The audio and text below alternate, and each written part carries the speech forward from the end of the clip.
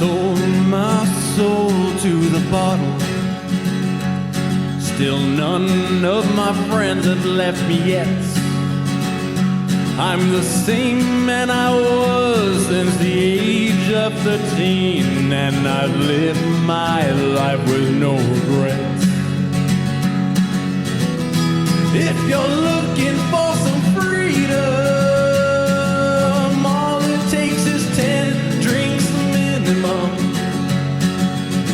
If you're looking for rhyme or reason, all it takes is 10 drinks minimum. I think I got them all right. Welcome to 10 Drink Minimum. I'm your host, Chris Burnett, and this show is sponsored by Topo Chico Seltzer, Hard Seltzer. Smiley's here. I sure am. God, you look like the devil. I know the devil. That pineapple's good. That pineapple is good. I am digging the lighting today. Look James is a good pineapple. And if you might not notice, I got some clues as to who might be else be here. There's nobody here. I'm wearing someone's hat. It's me and you. It's just you guys. The time has moved forward, and so will this show. We were supposed to have mayoral candidate Mei-Ling Armijo on the show, but she had to cancel. She didn't cancel. We rescheduled. So she's in the Navy Air Guard, Navy Guard. I don't know, one of those things where they do the weekend thing. And it wasn't her weekend, but someone got sick, so they called her up and said, "You need to come in. You're next in line." And she said, "I have mayoral stuff to do," and they were like, "We don't give a shit about that." Well, you signed up with us first. So she'll be here on, let me see here. I want to say April 27th. So, That sounds. let's see. That sounds suspiciously right. Yes. And it's pretty cool. She called me. She actually hit me up and called me and apologized. So it's a very cool lady. Very cool. Seems to be in touch with all the things going on. So with that, I was like, well, who should I bring in? And I was like, well, I only had one name on the list because he's been wanting to do the show for a while. I've been wanting to do this show for a while. And scene legend from the bands Monster Paws and October People. And He sold out Launchpad. Yeah. That's honestly kind of hard to do. Yeah. And then from your current project, which is called Sound Waves, right? Yeah. We have Nate Santamaria with us. Hi, everybody. Welcome. How's it going? So this time change really fucking with you? Man, I woke up Yeah. and it was like, it's not 12:40. Right. No, it is 12:40. Yeah. You lazy ass. Yeah. What the fuck, right? My kid's like, "Can I have some breakfast?" Yo, No breakfast for you. how dare you? You're all yeah. If you want a mimosa or some Bloody Marys, Yeah. take that, kid. Let's get it started, brother. That's the breakfast of champs there. Let's get it started. Dude, That's right. I was at a party last night. So we'd had the cabaret last night, which was fucking phenomenal. It was off the chart, amazing. And we after partied at Simo's house. That's right. And I like Simo. I couldn't make Shout it. out to Simo. yeah. Heck yeah. And then one of those situations where I was like having such a good time, I looked down at my phone. I was like, shit, it's 2 a.m. And someone goes, you are incorrect. Look at your phone again. And I was like, oh my God, it's 3 a.m. Like literally right at that moment, it fucking changed over. And I went, shit.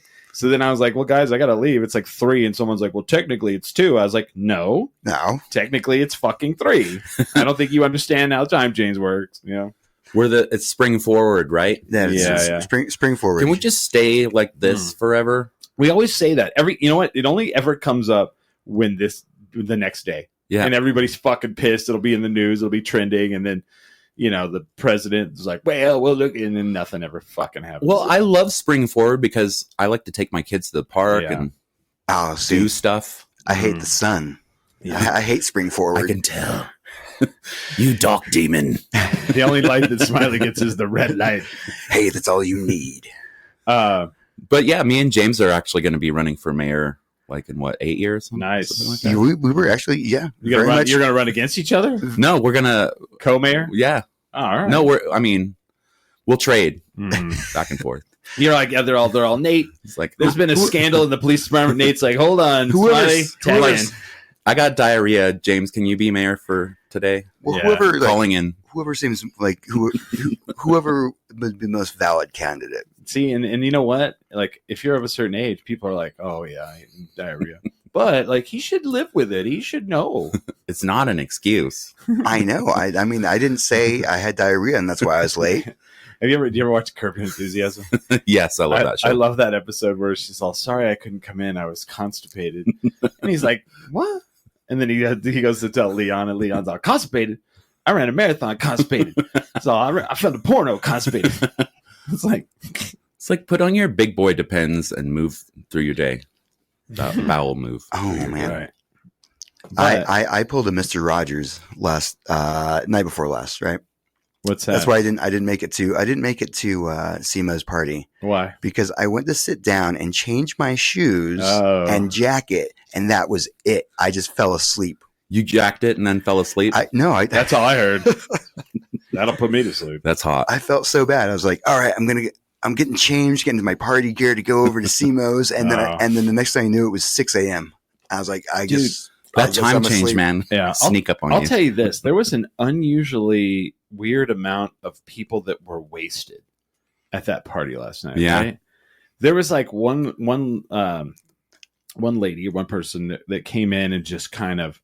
I was like sitting there. A couple of my coworkers like went out last night, and I was kind of showing them the town, and we're in this like in Simo's like side room, and I'm like sitting on the big beanbag chair, and my friend's on the couch, and my other friend's sitting in a chair, and this girl just comes in, and you could just, you know how you can just tell someone's all fucked up.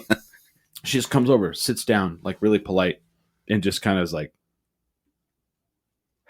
oh wow, like trying to like you can tell she's nodding out. No, she's like fighting. She's like, all right, act normal, like fucking, you know, and like she's actually like focusing on acting normal, you know.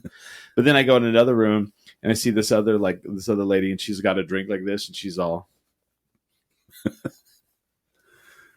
You're like, is everybody here on like some kind of drug that I'm not? Well, it could have been that too. And there was some other dude just just fucked up, slurring, and I was like, dude, what in the fuck? I hear it's a pretty casual party. It's not like a rager, you know. I hear ketamine has come back in fashion. That it could be that. They're just they're in their K-hole. It could have been that. I'm not totally... I never really understood that drug for one. Go to your K-hole. Your happy place. Go to your K-hole. Don't you know where your K-hole is? Have you slid into a K-hole lately? Oh man, you'd have to ask my wife that question. Oh really? Oh. She's 24 hours in and out of a K-hole. She's probably so angry right now. No, I saw her in the parking lot. Yeah, and she's all, take care of my husband. I was like, of course I will. I gave her the throat cut symbol. I was like, she said, get my husband nice and fucked up.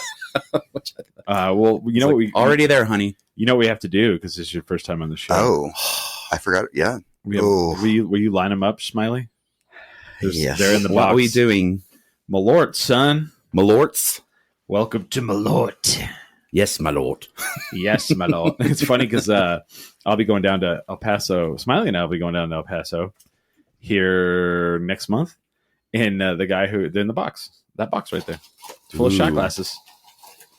They're not washed, but whatever. The postal service is clean, right?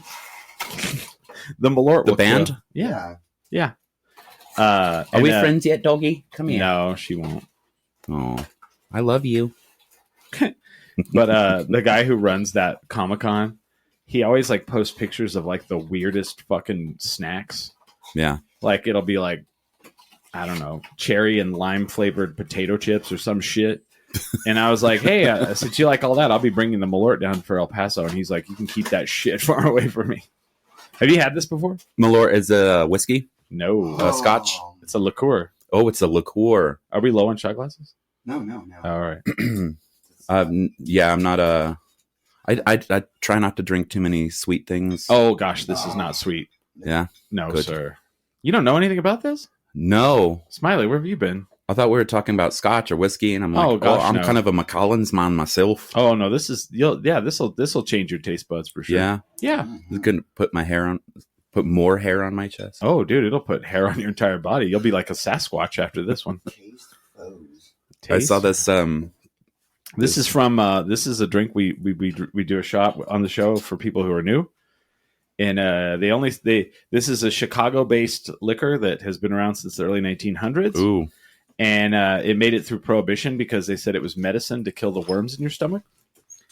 And I don't know if I should tell you any more than that. I mean, Well, I think I might have worms in my stomach, so let's do this. Yeah, man. So what are we cheersing to here? To the time change? To the time change and to me being on the show for the first time. Fuck yeah, here we go. Super excited. Yeah, bottoms up, man. Here we go, boys. Congrats. All right. Bottoms up. Oh. See what you think of that.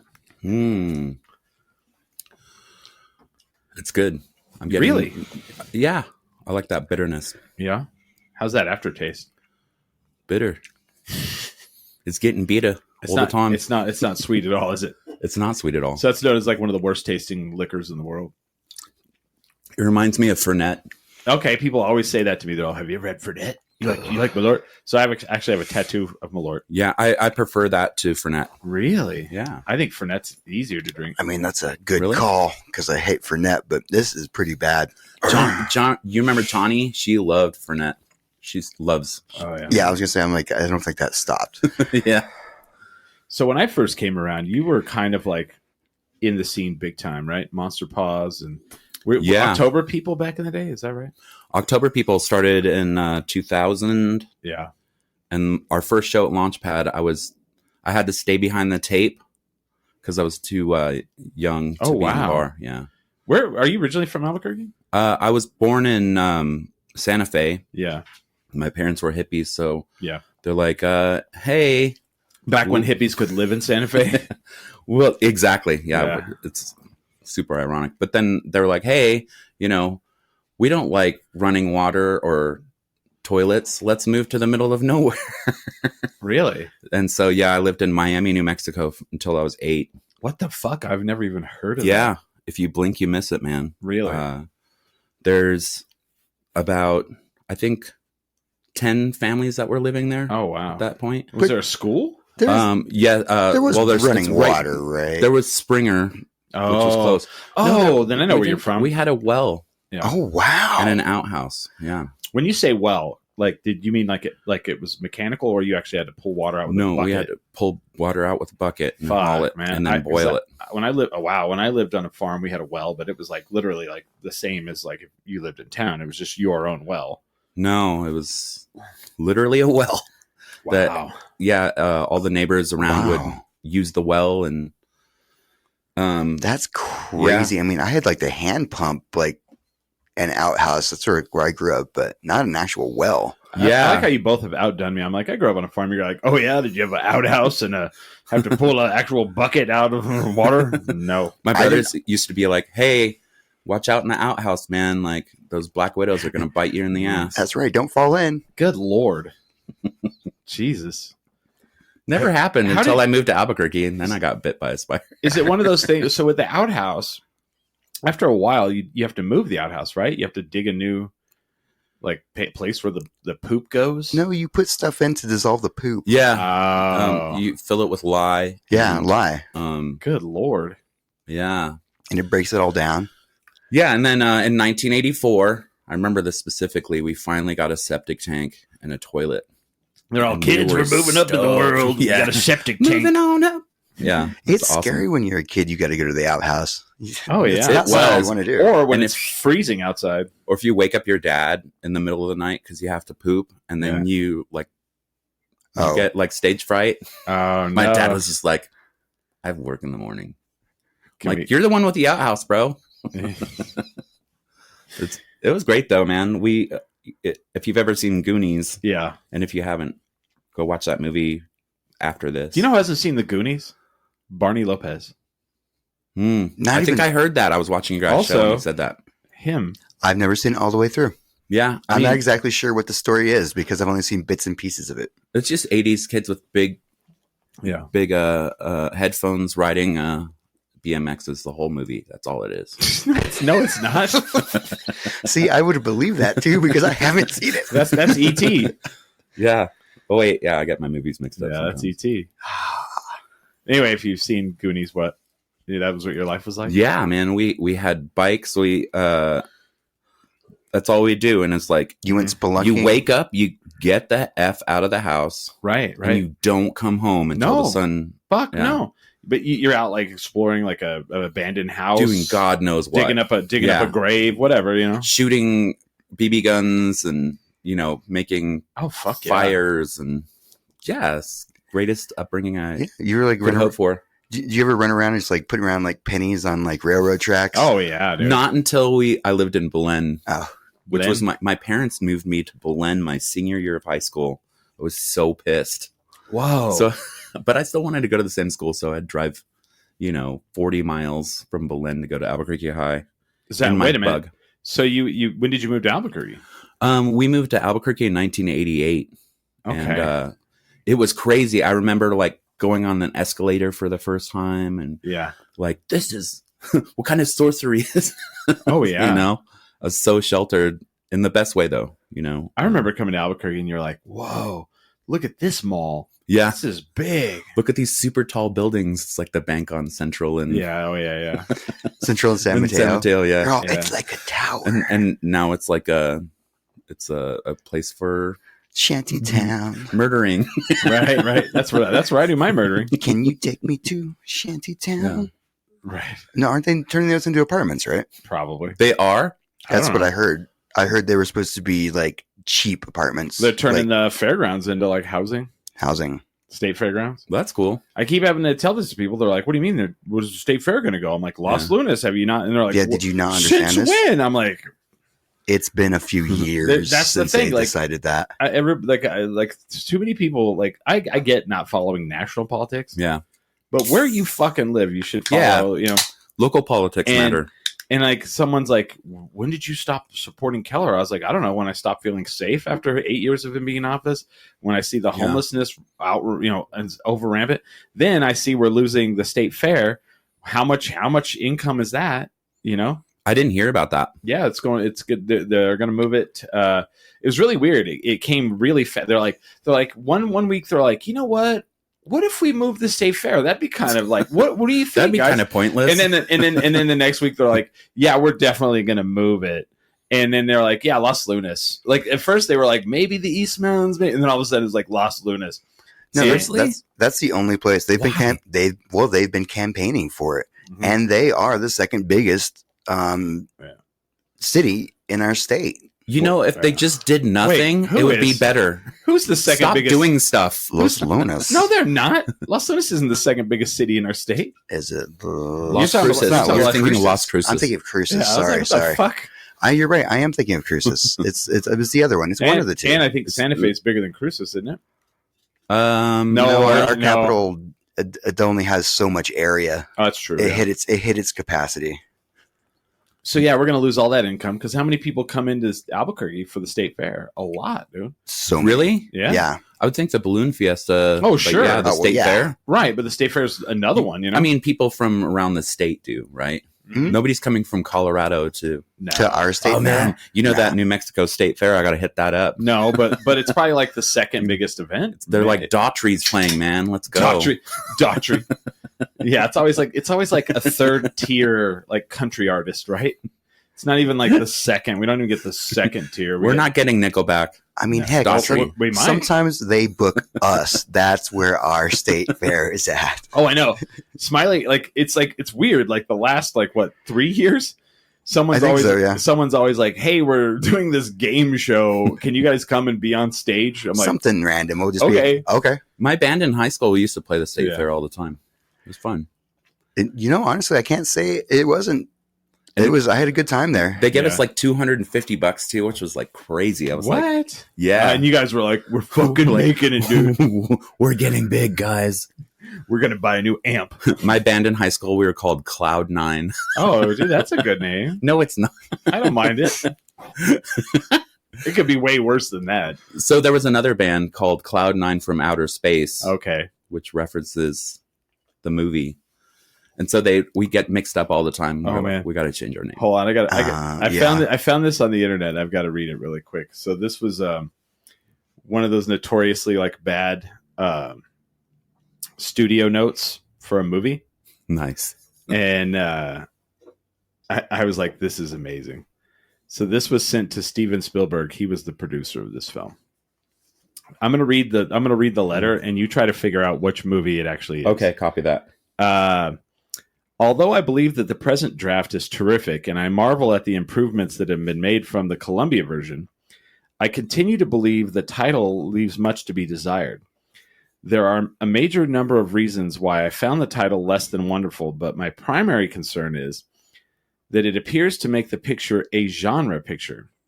I think the script, and hopefully the film, deserves a better title. Now that I have buttered you up, I would suggest we consider the title Spaceman from Pluto. Underpinning these suggestions are the following thoughts. Modify the dialogue on page 35 so that Sherman calls Marty a spaceman from Pluto. Number 2, modify Marty's dialogue on page 77 so that he identifies himself as a spaceman from planet Pluto instead of Darth Vader from Vulcan. I am from the planet Vulcan. Number 3, change the title of the book written by George and referred to on page 130 from Match Made in Space to Spaceman from Pluto. Obviously, you get the idea. I'm sure there will be those who will argue that the movie will appear to the audience to be a cheap, old-fashioned sci-fi flick. Nonsense. I think it's kind of a title that has heat, originality, and projects fun. Originality. Most importantly, I think it avoids the feeling of a genre time travel movie. What movie do you think that was? I know what movie it is, and I'm gonna give a little quip about that. Mm-hmm. That Van Halen wouldn't let Back to the Future Really use that their music. All right. So Eddie Van Halen went in specifically to record a guitar solo for him to wake up his dad. Oh wow. In bed. Oh, that part. Yeah, dude. Back to the Future. Spaceman. I am Darth Vader. I'm from the planet Vulcan. I want to know what fucking idiot was like. It needs to be called Spaceman from Pluto. You imagine your mom and dad. Where are you going to go? We're going to watch Spaceman from Pluto. Yeah. Fucking. I discovered a movie that I haven't watched yet. Yeah. But what would they call the sequels then? Part 2. Just 2 and 3? Yeah. Yeah. Yeah. I mean, that's how you go. Or or you can pluralize it. Yeah. Back to the Futures. What Spaceman from Pluto's? It's called Monster Squad. Oh, I love Monster Squad. And I've never seen it. I'm What? like, how have I not seen this movie? Wolfman's got nards. Yeah, I know. And now I realize that we're living in the Matrix because that movie's just been kept from me. We're living on different dimensions. Oh, it's yeah. not okay. Multiple universes. Monster Squad? Monster Squad? No, seriously. Like Monster Paws. You've never seen the Monster Squad? I haven't. It's where these kids are all like horror fans, but they're called the Monster Squad, and then they really find like Dracula, Frankenstein, and Wolfman, and I think the Mummy. It's been I was a kid myself. Actually attack their town, and like they actually like are the only ones that know, and they of course, and they have to like be the ones that stop them, right? So is this like Transylvania 65000? Oh my god, that is a fucking classic film. Ed Begley Jr. and Jeff Goldblum. Yeah. Which movie? Transylvania 65000. Is it like that? Because they keep running into monsters in that movie too. Mm-hmm. What did my wife say? She said, I'm finally on the right podcast. I wondered where my husband was. No, Taylor, you're just technologically illiterate. What'd you say about my wife? No, just kidding. Just read Hi, baby. I love you. the quotes. So you recently got married. Is that correct? We got married April 6th of last year. So almost a year ago. And we meant to invite you. We thought we did. But they did not. We invited you in our hearts. And I asked Smiley, I was like, can I go? He's like, well, it's only if you're invited. James, the hell, dude? Okay. That's what I was told. You're fired. And I cried in the bathroom. I know. I was like, they're there, Chris. They're there. Oh, God. We got married at Launchpad. That's where we met. That's pretty cool. Yeah, I was playing in the October People, and a coworker brought Taylor to go see the show. And I saw her, and I was like, done. Yeah. All boxes checked. You're all, no longer am I going to be a man whore. I wasn't a man whore. Everybody thinks I was a man whore, but I was a man. I was a man escort. Okay. I only knew you for like literally like 5 minutes back in the day. And I was like, and I thought you were the biggest fucking asshole. Yeah. Yeah. Sorry. Oh, yeah. Because I met you at Anodyne. Billy introduced me. And I said something to you, and you were like, oh, yeah? What you should do is go out in the middle of nowhere and kill yourself or something like that. And I was like, What? Okay. Oh, wow. Yeah. That wasn't me. That was Isaac. It was you. I don't even actually know. I saw Isaac many times. I never knew him.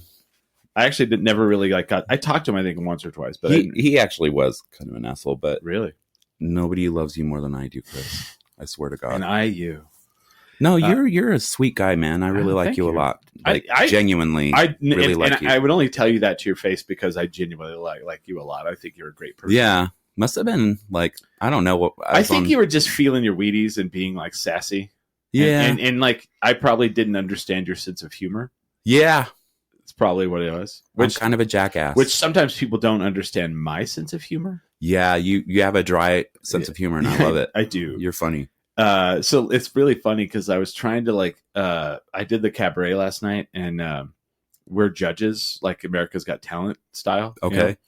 And so the first couple I did really well, and then there's been a couple, in my opinion, these are all in my opinion, because you know how you are when you're with because he's stuff. So judgy. Yeah, he just judges everything. And like so maybe you should go out to a field and yes.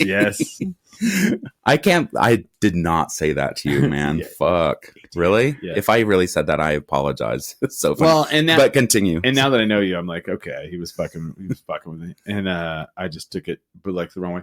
So like last night I kind of fell into like where my character should be, you know, because it's all show business. Yeah. It's all and I'm the adorable one. That's it, you know. Obviously. Yeah. You're Baby Spice. Carissa's the agent that's horny. We figured out she's the horny judge because she thinks everyone's sexy and loves them no matter what. And I'm the lovable, like adorable one. So, you know. All right. Well, so Sarah's the funny one. Sarah's last show was last night. Sarah's moving away. They're going to New York. And wow. Yeah. So we'll have a new third judge. So I don't know how that's going to go. They'll have to find their own way, and we'll haze them. You know, I'm just kidding. You know. I'm just joking. I can be pretty judgy. I'll be all, you know, they'll be all, how'd I do? I'll be all, well, let me tell you, if we were going from A to F, F plus. No, I'm just kidding. That's hot. So when did you like decide you were going to be a musician? Like, what was the moment?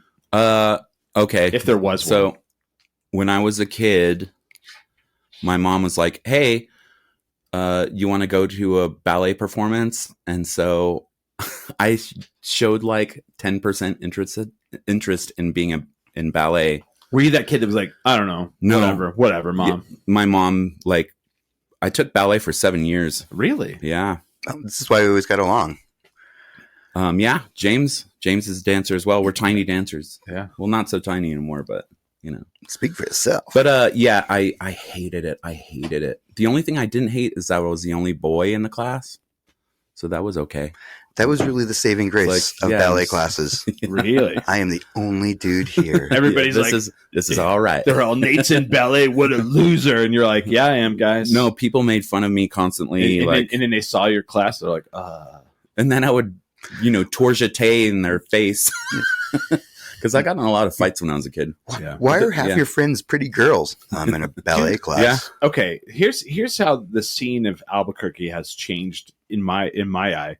Like everyone I talked to from back in the day, like fought like crazy, like got in fights all the time. Little Bobby, like you talk about it. Fucking Joey Bolt. Like I remember Joey Bolt. I was like, he's such a sweetheart. And everybody's like, oh, he used to not be. He used to fuck people and get in fights all day. Do you remember that? I'm not allowed to fight because I see red. It's not good. Joey the Kid. Joey the Kid. Yeah. That's what they're like. Oh man, Joey the Kid's out. We gotta get him out of here. Yeah, and it's like, do you feel like back in the day, like, and I'm talking like, what was your time? Like 2007, maybe to like 2000 and like musically? Yeah. Well, I mean, what I was saying is that I hated ballet so much that I wanted to make the music. Oh, gotcha. As opposed to dancing to it. Oh, yeah. And so, at 10, I got my first guitar, and I've just been going ever since. When you got the guitar? Christmas morning. When you were playing it. 1990. What guitar was it? It was a Hector Pimentel handmade classical guitar. It's Jesus beautiful. Christ. Yeah. Your parents started making some money. No, it was cheap. The pawn shop didn't know, how to price things back then. So It's a guitar. Cherie Alahalani, I don't think they said that right, said aloha, brada. She lives in El Paso. nice. And she's from Hawaii. She was Miss Hawaii, I think, at one point. Very cool. Yeah. So You were Miss Hawaii like 2 years ago, weren't Yes, you, James? I was not, you dirty liar. I think that's right. And I know I got her name wrong, but we'll see her in El Paso. Maybe she'll do karaoke with us. Oh, hell's I love karaoke. So you got the guitar. Yeah. What were you like? I want to learn. What song were you wanting to learn? The first song I learned, I had a guitar teacher, and his name was Brian Moore, and he lived on Bryn Mawr. No way. Yeah. Brian Moore from Bryn Mawr. Yeah. And if you look at the spelling, like phonetically, it looks like Brian Moore. That's true. Dude, that's the one street in Albuquerque. When I drive, I'll look at it and I go, Bryn Mawr. Bryn Mawr. I always have to say it out loud in the car while I'm driving. So I have to. But he taught me Twinkle Twinkle. Obviously, it's like the first song you ever learn when you're a kid. Yeah. But he taught me to play by ear, and it was great. He wasn't that guy that was like, no, here's Metallica. Yeah, here's some sheet music. Here's some Jethro Tull. I love Jethro Tull, man. Yeah. He's a flautist. He's a flautist and a pianist. Yeah. So you learned Twinkle Twinkle Little Star. Yeah. And then you learned how to play by ear. But like the first band that really got me going was Nirvana, obviously. It's like that ding, ka-ding, ka-ding, ka-ding, ka-ding, ka-ding, ka-ding, ding. Yeah. What do you think of the Post Malone Nirvana? Oh, I've just heard about that. That Post Malone's going to be singing for Nirvana. You didn't see it yet? I got kids, man. Okay, that's good. I never hear about anything. I can't even do anything past that. Oh, one. she competed as for Miss Hawaii, but did not win. Okay. Her world peace was not a good enough answer, I guess. No. That's what she said. That was her joke, not mine. So you learned some Nirvana. Yeah, I mean, that was like the first band that really got me charged up to learn. Yeah. And so my parents, I was always grounded growing up, so I just sat in my room 4 or 5 hours a day. You didn't boil the well water long enough. You're grounded. Yeah. Well, this is when we were finally in Albuquerque, but Okay. And you still had to boil the water. they're like, You know, we don't trust this Albuquerque water. It's got full of jet lead. fuel in it. It's got jet fuel in it. I don't know why my parents talk like this in my mind, but they don't. Yeah.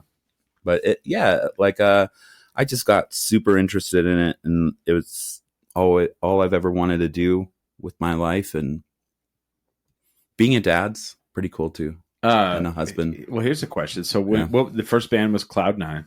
Right? Yeah, that was my high school band. So how hard was it for you to jump from just like playing the guitar on your own solo to like be in a band? Well, we went to Jefferson Middle School, all of us, and there was a thing called salsa band, which we didn't play any salsa music.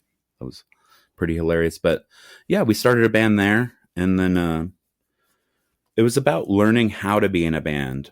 Yeah. It's really important. Like, I've been in bands with people who didn't know how to be in a band. It's like I've always wanted to write a book called like The Unwritten Rules of Rock and Roll. Like just etiquette. Yes. Not making the sound guy wait too long. No. Getting your shit off stage right away. Like setting up your drums before you take them up on stage. Yep. Right. Yeah. And I've never been in a fucking band, and I know a lot of these fucking etiquettes. I mean, you even know that. Yes. This is just from going to live music. Yeah. It's like, how do you not know that band screwed up? Why is he putting them together now? Yeah, and not knowing your preferences and where to set a mic, it's all important. It is. How to and then there's like what to tell the sound guy, because sound guys they'll some of them are lazy. Yeah, they don't want to help you. No, you got to make them want to help you. You got to tell them like, hey, I need this to sound better. Mm-hmm. And the thing that I've learned is if you're a 4-piece band, that sound guy is your 5th member that night. He is. Absolutely. And if they fuck that, if they fuck up the vocals, who gives a shit what the rest of it sounds like? If the vocals are too loud. Doesn't matter, yeah. Yeah, doesn't matter. I remember Bert's Tiki Lounge was my favorite place to play back in the day. Oh, man. Oh, so much fun. R.I.P. But my friend Kenny used to work there. I don't know, DJ Chaos. Do you know that guy? Oh, hell yeah. I don't know. He used to work there, and he knew everything I needed, and it was so great. Like, Yeah. He's like, he would like, when he knew like a certain part of my song, he would turn up the delay on my voice some more and like let me like really scream it out. He was great. Like, people, you buy him a couple of whiskeys, they'll do whatever Yeah. You want gotta them grease to those make wheels yourself- there, Yeah, huh? yeah, Well- you got to grease the wheels. And see, that's where a lot of people don't understand. Like, they're like, well, why don't I get booked? Why didn't this happen? Why didn't this happen? Well, number one, you're hard to fucking work with, so they don't want you to show up. They don't want to see Yeah. you there. Number two, like, you don't go out and network. You don't go out and watch other bands. You don't go out and do this or that. Yeah. So no one even knows who you are. So you don't come up in there like, because here's how shit really works. Someone's like, shit, someone canceled. Fuck. Well, who do you know? And that's how you get onto shit. Is like, right? That was me at Burt's. I said, anytime a band cancels, call me up. Yep. Even day of, I'll Yep. be there. I went to some very good ex Calico shows over at Birds. Yeah. That was my solo project where I did the live loop sampling. Taylor said Kenny officiated your wedding as well. Yeah. That is correct. Kenny married us. He's a sweet man. I love him. Dude, I miss Bert's so much. I was Me too. in Old Bert's last night. Oh, it's hard to go in there with Ooh, I miss the smell. That, right? That yeasty, gross smell. Yes, I miss the dank. I miss its musk. I miss I the don't. dank. I miss the weird little like racist kid art that was in the far booth by the bathroom. What? There was like a little blackface kid art no. like on one of the things, and I just Oh my remember looking God. over one day and I'm like, what in the fuck? Because there was so many different tchotchkes on the wall, Oh yeah, all kinds of randoms. Yeah. and you know what saddens me is there's none of it in this room. Like, we should have something from Old Bert's in this room. You know? Man. I mean, back in the day, I used to steal their pineapple lights, but like I've moved so many times, I can't find them anymore. Yeah, wow. I would love to have something. If somebody has something from Old Bert's, I would love to have it. Me and James used to live together. Oh Yeah. yeah, other fans of the show, that is a fact. Yeah. We were roommates. Best roommate ever. Honestly, Yeah. yes. Yeah. Nice. We had so much fun.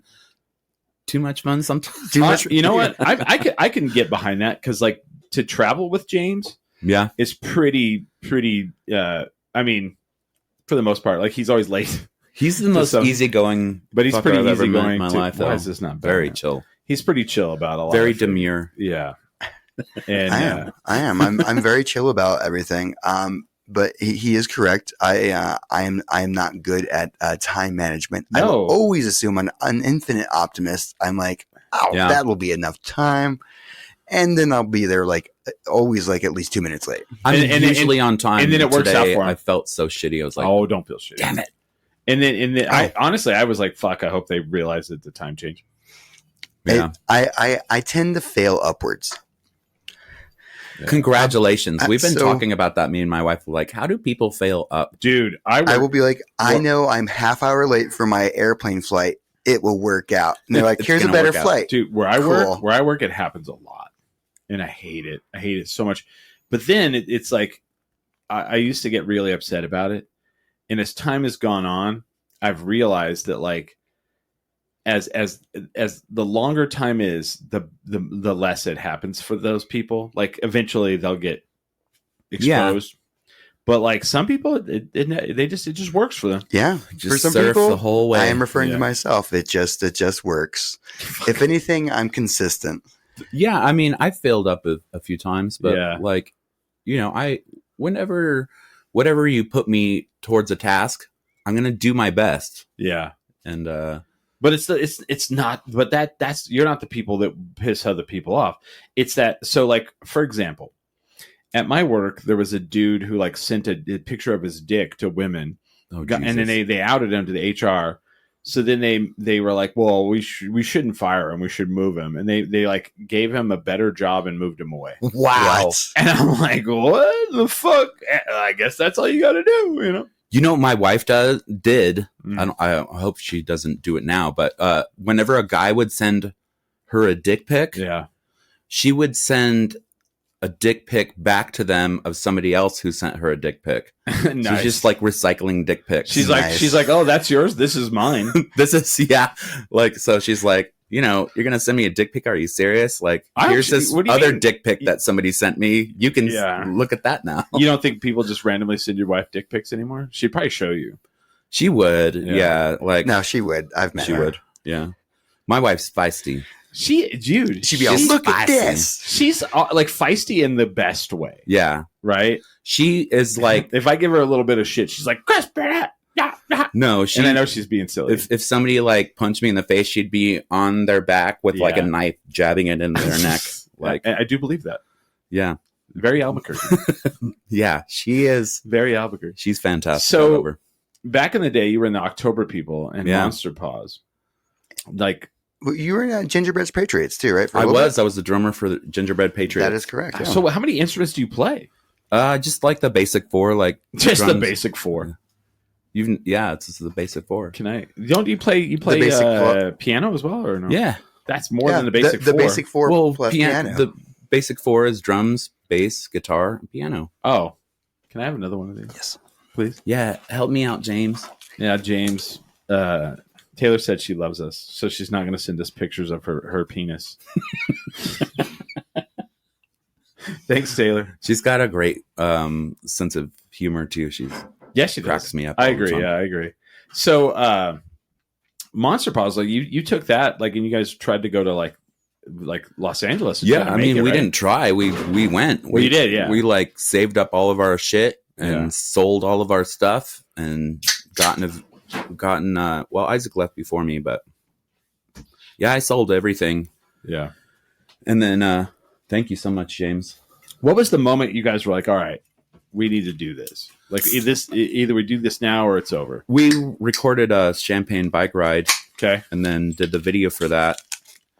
And it had over like 100,000 views, and we're like, oh well, seems like this is something we should do. And that was way back in the day on YouTube, right? That was in 2009 when we God recorded dang. that. And then You can still go see it. You can still go watch it. Oh, heck you yeah. can Champagne bike ride, but it was we had the hunger, and we were hot to get the hell out of Albuquerque and go do something with our lives.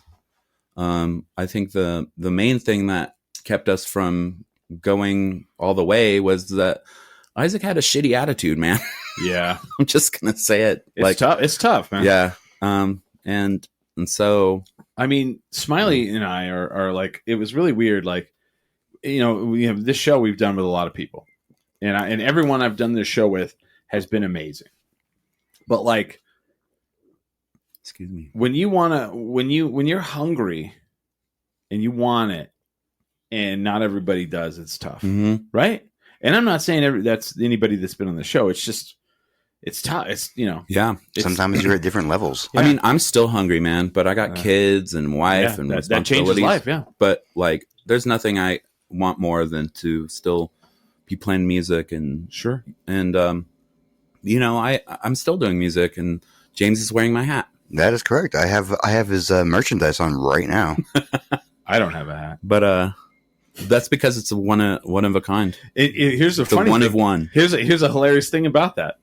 There's a 10 drink minimum hat. One. Really? That's all. And Oh. neither one of us owns it.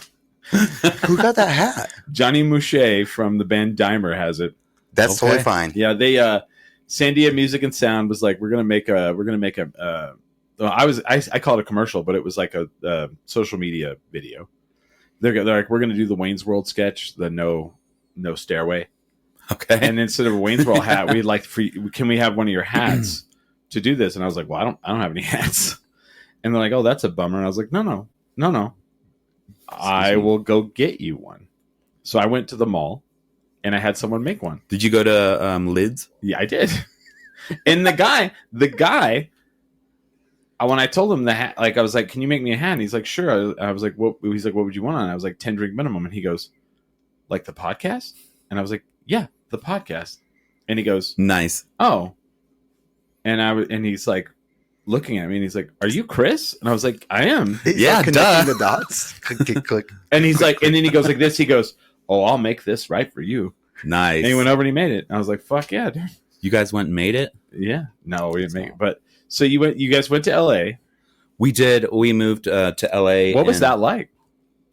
Well, at first I moved to San Francisco to stay with my sister for a little bit. Oh, there's a question. Will there ever be an October People reunion?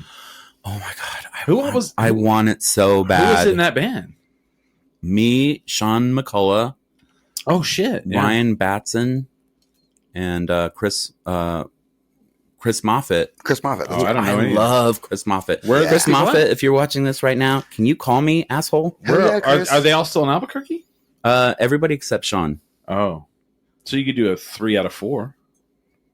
Yeah. I mean, we used to be a 3-piece. And Welcome, guys. We're the October person. We're not people because there's only 3 of us. yeah, Sean offered to record an album for us. And then I was like, oh, you should do a guitar part, And he's like, oh, okay. And then that was it. Like, he joined our band, and it was beautiful, man. We were together for almost 10 years, and Wow, congratulations. You got little Bobby Tucker from Shoulder Voices to say something else than Topo Chico. Love live October People, he says. Hell yeah, man. That was Yeah. one of the better shows. You Yeah. know, you knew you were going to go in some quality. You're like, oh, cool. See, October these People's are all playing these are all back in the flyer days when you Yeah. actually put a flyer on people's fucking yeah. car. we had staple guns and Yeah. flyers and just hitting up Central crazy. Yeah. that. Oh yeah. And get Nowadays- yelled at Yeah. Nowadays you don't do that at all. by Karens. Why are you putting out posters? Oh, Because no. my band is playing on Saturday, and then I would staple gun the flyer to her face. It was like the UNM cops. No, the UNM bike Yeah. police. They were They yeah. were mean. Yeah. You couldn't put up flyers at all. They'd be all, "What are you doing over here?" and then you'd have Glitter Dick. They're like, "Oh, we're not going to put up posters. We're just going to threaten to burn a Bible at the launch pad so that people protest." We can't put on flyers. Yeah, but we put out 2 albums. They're on Spotify, I think, or Bandcamp, either one. October People spelled with a K. I like that other band, the November guys. They were much better. Yeah, but they were dicks. We were nice guys. That's true. That's true. Helps to be a nice guy. October People were easily one of the best live bands in town. Shoulder Voices. Dang. Thank you. Wow. I love that. And then, so when you moved to LA, what was it like? It was kind of rough. I was working as a production assistant and doing commercials mostly, and that was fun. I learned a lot. Yeah. I didn't have gray hair, and I was a lot skinnier, so people thought I was like 25. So that people treat you different when they think you're young and stupid. Yeah. You can get away with a lot. They're all, well, he's new. He's a little fresh face. He's green. He's a new guy. He's green. Just give him a little leeway. He seems pretty smart. My friend Mercedes Allen, I love her dearly. She's like my sister, but she got me a lot of work in LA, and I worked probably over 250 commercials. No shit. Yeah. Anything really big? Like a lot of. Do you remember the Super Bowl Taco Bell commercial where the old people were like getting tattoos? Yeah, and acting all crazy. I probably saw it. Yeah. We made that one. There's like a honey cereal, something like that, where there's a whole bunch of bears and Oh yeah, Honey Smacks? Honey Bunches of Oats. and there's like a bear dancing like this. We made that commercial. No shit. But it was fun, man, and it gave me a lot of experience on how to deal with people you don't like. Oh yeah. For instance, like I was walking behind this lady. She was a script supervisor, and she like came up to this door, and she's like, "It's not opening," and I'm just like all, and I was like, "How are you this high up?" And you can't even open a door. You dumb motherfucker. Can't figure out doors. She failed the fuck up, man. Yeah, she failed up. Exactly. That's like, I think this is the theme of our podcast tonight. Failing up. We should make sure it's failing up. 10 drink minimum. Jesus. But So we failed upwards. So living there, it was hard, but we made a great friend, Cal Campbell, who's Glenn Campbell's son. Are you shitting me? What? No, I'm not shitting you. Cal Campbell recorded some music with us and got us a lot of shows. Wow. He I remember you guys played at the Roxy. I saw that. Are you did you really? Roxy, yeah. That's great. Was that like fucking nerve wracking? A fucking dream come true. I wasn't nervous at all. Wow. I'm more nervous when there's like 11 people. Yeah. So how did that go? Was it packed? It was. Yeah. It was great. Did women rip off your clothes? No. Oh. I'm glad they didn't. Oh. But seeing your name on the marquee at the Roxy is like, do you have a photo of it? I think I do, but yeah, I'll die happy knowing that I've done some pretty cool stuff. Cal Campbell, yeah, he was recording our song, and it was like a new single we were recording, and he's like, "You want to play this acoustic guitar?" And I said, "Yeah," and he's like, "It was a Martin." Fuck yeah, it was a '68 Martin. Shit. And guess who would use that guitar? Glenn Campbell? No, Elvis. Wow. And you played Elvis's. I played a guitar Elvis played. He used it on the song Viva Las Vegas. What? And I got to play that guitar for a few tracks. I'm a terrible guitar player. But like one day I was in Music Around. And I walked into the humidor. Shout out to Marty. And Marty and Mo. That's right. And Mo's working there too? Mo's like the general manager. Mm-hmm. What? That you is didn't correct. know this? Yeah. I'm broke. I haven't been to the music store. So I walk in the humidor and there's this beat up, ugly fucking piece of shit looking guitar on the wall. And I'm like, $2,200. And I get closer. I'm like, oh, it's a Martin. And it's like, I don't know if it's like 70s. Yeah. And I take it off the wall gingerly and I strum it. And I was like, oh my God. It sounds beautiful. God almighty. Those old Martins, man. You hold them up to your your Yeah. rib cage, Yep. and it just like rings through your whole body. It's beautiful. Just resonates through you. Yeah. Yeah. Playing that guitar, it was one of the. I've had a lot of great experiences, but yeah, playing Elvis's goddamn guitar that he played on Viva Las Vegas. Yeah, that's an actual Elvis song I get behind. Hell yeah! What about the remix that they used for what movie was that? Like Ocean's 11 or something? Oh yeah. It's fine. Roger Messer says, "Greetings from the land of 10,000 lakes, and yes, I purified myself in the waters of Lake Minnetonka before joining." That's great. Well, That's thank great. you, Roger. We very much appreciate that. That's a Purple Rain reference. Yeah, it's a Prince. It reference. is. Yeah. I love Prince, man. Do you guys want to take a break now? Because we're at the 52-minute mark. Yeah, sure. All right. Do you have anything you want to promote, or you want to tell people where they can get your music from? Yeah, where they can check you out. If you want to hear my current music, it's called Soundwaves, SNDWAVS. Look at James's hat. Yeah, my hat for reference. It's on YouTube. You can. I'm doing kind of like a lo-fi goth. Like. Oh yeah, I've heard some of your new stuff. It's okay. I like it. I like it.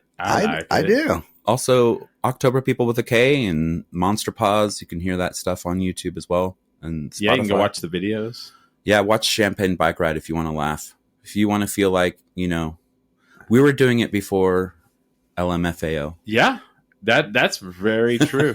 People used to compare us to that. And I'm like, oh, we did it before them. Yeah, we were there first. But just, ironic, silly dance music. Yeah, for sure. Or any of those videos. I love all those videos. Even Brian Fayer did like a few. Brian made a whole bunch of videos for us, which is really great. He helped us with a lot of promoting. I ran into him. Brian Fayer. I ran into him last night, and I guess he has a podcast now. Oh, really? Yeah. Ooh. And invite me, Brian. Come on, Brian. He invited me to come do it. He was like, would you do a podcast? And I thought he was asking if he could come on here, which of course, I would totally have Brian on here. Yeah, he's great. And he's like, no, I have one where we, I guess they like go, it's like 30 minutes long and they do 15 minutes in the past, 15 minutes in the future. And I'm like, oh, okay. So I guess I'm going to do that. It's coming up sometime, but cool. Yeah. So anything else that you got going on? I think that hopefully Ren is going to let us play, or let me play. Yeah. Taylor's been singing a couple songs with me. DJ Ren? Yeah, DJ Ren. For what? For Goth Fest. Oh, So- why would she not? No, I'm just, Yeah. I'm putting it out in the universe. You want me to give her a shout out? Be like, hey, I heard Nate wants to play, man. Yeah, we were talking the other night. Oh, She's nice. like, "Oh, you guys should play Goth Fest." Taylor's been singing a couple songs with me, which That's is cool. super cute, and I love it. You guys could be the new Captain and Tennille. Yeah, my God, that's all I want. I've seen it, man. I've been to their practice space. Nice. Yeah, Taylor has a great voice. Oh, that's cool. She can really sing. She can belt it out. Oh yeah. But I'm just putting out new stuff. I just got my tax return, Ooh. or I'm about to get it. Way to brag. Yeah. I'm Thanks. buying a new computer. What are you gonna get? Just a more current MacBook Oh, there you go. Pro. Yeah. It's if you're creative, you have to do it. Yeah. I'm an IT guy, and I'm like, I get it. I'm only using it for music. That's it. Yeah. Are you gonna get a like a MacBook or like a Mac Mini, a Mac? Like a MacBook Pro, I think. Okay. And maybe with a solid state hard drive. So, Well, they all have that now. oh really? Yeah. You have no Cool. choice. I'll Yeah. do that. No, but yeah, it's fine. No choice. Do you mean like solid state hard drives aren't great? Oh no, Oh no, they're standard. they're now. optimal. Yeah. You're standard. Yeah, Oh. that's just the standard because of the number one, there's no mechanical parts. Number two, they're ultra thin, so they can make it. God damn it, you can make it ultra thin. Are you zooming up on yourself? I was not trying not to. I mean, I guess you can. But Like, yeah, I think that's every how time I you zoom try to do it, it doesn't. There it goes, and then you go out. in. Well, can I make it zoom in on me? Maybe. Wait, this is my camera. Oh, I turned it off on yours. Oh, you turned it off. Mine is Now off I too. look like Mine an just idiot. turns Let's see if on. it works on me. Like, there you go. Yep. Do it. There you go. Do that. Oh, it was kind of working. Just do the L. But move it away from your face. Like, do the L away from your face. Away from the face. Like, on the side. There you go. Like that. No, just hold out the L. There you go. And it should zoom in. I don't know. I'm doing gang signs right now. See, it's supposed to just do this. And it zooms in. And then you do it. And it zooms out. See? Oh, I don't. That's what they say. fancy. Dude, I love living in the 90s. It's so amazing. And then 90s. Technology. Smiley, you have anything going on? Only our usual stuff that's coming up. We have Yeah. in April, we're doing a road trip, I hear. Yeah. What? We do. We are. We're doing a couple road trips. We have some road trips coming up. We're going to do some. Here's some things, man. Oh, whoa. We're going to be live in a couple cities, actually. Well, kind That's of. so cool. Kind of. But, so if you're out there, you might want to come see us. I'll you know what, if you don't have, I'll say it. So March 20th, I have Duke City Championship Wrestling. If you've never come out to that, it's really funny to me. People go, "What's that?" I'm like, "It's fucking professional wrestling. wrestling Yes. at the fuck." So last night, I guess the Juggalo Championship Wrestling was in town at Oh, yeah, I saw that. Sunshine, and like 3 people were like, "Hey, can you get me tickets to this?" And I was like, No. "No, I'm not a part of Juggalo Championship Wrestling. I don't know why you think I am. You're not down to clown? I no, not really, but and I'm not against anything that they do, and the wrestling that they do is amazing. And I think that I have mad respect for the Insane Clown Posse and everything that they've ever done with their careers. Please don't kill us. No, they're. I'm sure they're very nice. They are. Actually, Shaggy Two Dope sat behind me and threw a chair, and his posse threw a chair into the audience at a show I was at. But and then a Juggalo one time found my phone, called and then hit my friend up, and then told them that they had my phone, and I got my phone back. So very nice people. Yeah, they're kind of like hippies with makeup on. Meth hippies, yeah.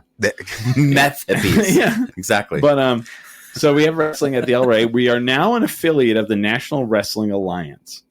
The National Wrestling Congratulations. Alliance, if you don't know, is owned by Billy Corgan from the Smashing Pumpkins. I heard about that. Yeah, he owns it. He has a TV show on Amazon Prime called Carneyland. I believe that's the name of it. I watched it when I was sick. Yeah. It's awesome. It's like a throwback to all those like early 2000s VH1 shows that were like behind the scenes of anything, and ultra scripted, and like 2 of the wrestlers that are on that show Carneyland come and wrestle for us. Hell so, yeah. so they're on this Amazon Prime show, and then they come and and then in October, that's the one to buy the tickets to. Yeah. Billy Corgan. because his brother Bill Burr is going to be there. Oh, God. Dude, that's awkward as shit, You gotta right? hear about that shit. Mm-hmm. Did you watch the? First of all, Howie Mandel has his own podcast because, of course, he does. Because of course, and I'm sorry. Everyone have to have a podcast. He's now? fucking terrible at it. okay. I did a commercial. No, I was working at Netflix whilst he was there, and he had a long list of don'ts. Oh, he's one of those people. You can't come within 3 feet of him. Don't touch me. He doesn't want to touch your hand. He doesn't want to hear you say anything to him. Oh, wow. It was nuts. And we got a copy of it. And it was like 20 things you can't do. Like you can't like eat certain foods around him. Like, wow. He's fucking weird. Yeah. Whoa. Oh, yeah. Like, why? Hollywood's fucked you up, man. Oh, yeah. And then giving him way too much power. And what about Bobby's World? This isn't us, but March 29th is the final night of Dry Heat Comedy. It's a free show. Go check that out. Let's see. I know we have way more than that going on. April 9th. The wrestler Mick Foley. Former WWE champion Mick Foley. Nice. Dude Love, Mankind, Cactus Jack, whatever you want to call him, will be at Inside Out, featuring Chris Burnett of 10 Drink Minimum. I am going to bring him up on stage. Yeah. Because of course I am. I love Inside Out. That's one of my favorite venues. And then It's a cool place. That next weekend, April 11th through the 13th, Smiley and I will be in El Paso, Texas for the El Paso Comic-Con. That is correct. I'm going to host every panel that they have. Yeah. And if you don't know, go look it up. Now you know. My boy, Patrick Warburton, has just been announced for the whole weekend. Oh, I partied with that guy. He was only in town one night, and I partied with him like 4:30 in the morning. Nice. They had to come and tell us to quiet down in his room. The security came up. I was like, I'm in my late 40s, and the security's still trying to tell us to shut up. Who's it? Steve Foley from... Is that his name? From Kids in the Hall? Oh, Dave Foley. Dave Foley. Yeah. When we come back, I'll tell you a whole Dave Foley story. Fuck yeah. And then Smiley and I have just kind of ironed this out in June. Before that, April 6th. Let's go back to that.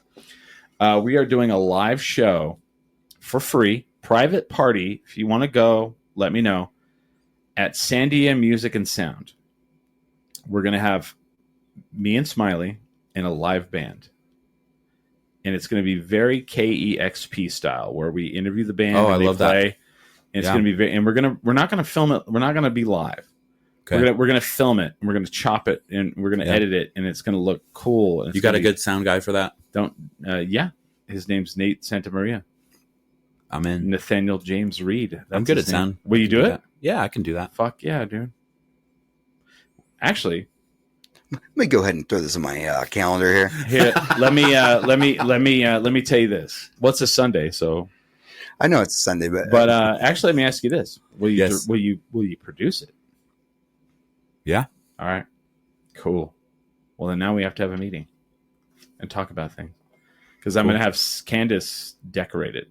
She's great. Yeah. She did our wedding photos. Oh man. So that's going to be cool. And I want to turn this. See, the thing is, I want to turn this into like 4 times a year. Very cool. And I want to call it the Sandia Music Sessions. Yeah. By 10 Drink Minimum. Yeah, I mean, like, I was thinking about that earlier today. I was like, man, I would love to come on and just like do a set. Hey, Nate. You will. I don't want to pop any balloons here, but according to my calendar, that's also your anniversary. Oh. Ooh. Well, you got to ask Baby. Yeah. All right. Well, you figured out. Yeah. Nobody puts Baby in the corner. Yeah. As I'm looking at my calendar, she's like, no. And then April 6th. June. Yeah, she's like so mad on our wedding anniversary. I'm like, okay. Yeah. No. Oh, then that's fair. I get that. June 20th through the 22nd, Smiley and I will be at Comic Palooza. Yep. In Houston, Texas. We are actually going to leave a couple days early. We're going to drive. We're going to road trip through Texas. Going to road trip. And Texas. I haven't. It's a long drive. I haven't ironed it out because I've never been to Austin, and I'm gonna try to go. I want to go to Austin, and people are like, "We just don't want to fly." Yes, correct. Yeah, Chris doesn't want to fly. I want to fly to Austin. Well, I want them to. Well, Houston. I don't want. Oh. I want them to iron everything out for a little while before I fly again. Yeah. And I also have never been to Austin. I agree. And a lot of plane crashes lately. Yeah, Like a lot. Like a lot. Like more than I would like. Like a lot. And the last time I flew, 2 people threw up on the plane, and I was like, kind of cool. But I also was like, you know what? I haven't been across South Texas ever in my life, and I've never been to Houston. I would kind of like to go through Fredericksburg. I've never been to Austin, and we've got our measles vaxes. We're good. Yeah, I think there's like a joke like, oh, those pilots don't know how to fly. No, they don't know how to land. Right. Well, the thing is like, did you know that like a lot of times the pilots actually don't do a lot of the flying. The actual plane does. Yeah. And the people who actually control that are the people who are in the ground. Seriously? Yeah. Fuck, fine. Yeah, that's correct. The pilot's there for like emergencies a lot of time. And you're firing them all. There's 2 pilots. That's how many. Like, it's a triple redundant system. No way, man. That's crazy. Anyway, that's all that that's all I'm going to promote. I mean, that was a lot more than we normally do. I'm sorry, but we've got a lot. I didn't realize we had that much. We have a tour schedule going on. 10 drink minimum on the road. On the road, that's true. We do. My wife is literally going to kill me. Our wedding anniversary, no, baby. No, we nipped that one in the butt. No, I'll get. You know what? I like how you knew it was our wedding anniversary. Thank you, James. Okay. Lifesaver. Here's what I'll do. I'll get someone for the first one, and then you do the other ones. Copy that. All right. Okay. Fine. Roger, I would definitely pick you up in Denton if you're in that area.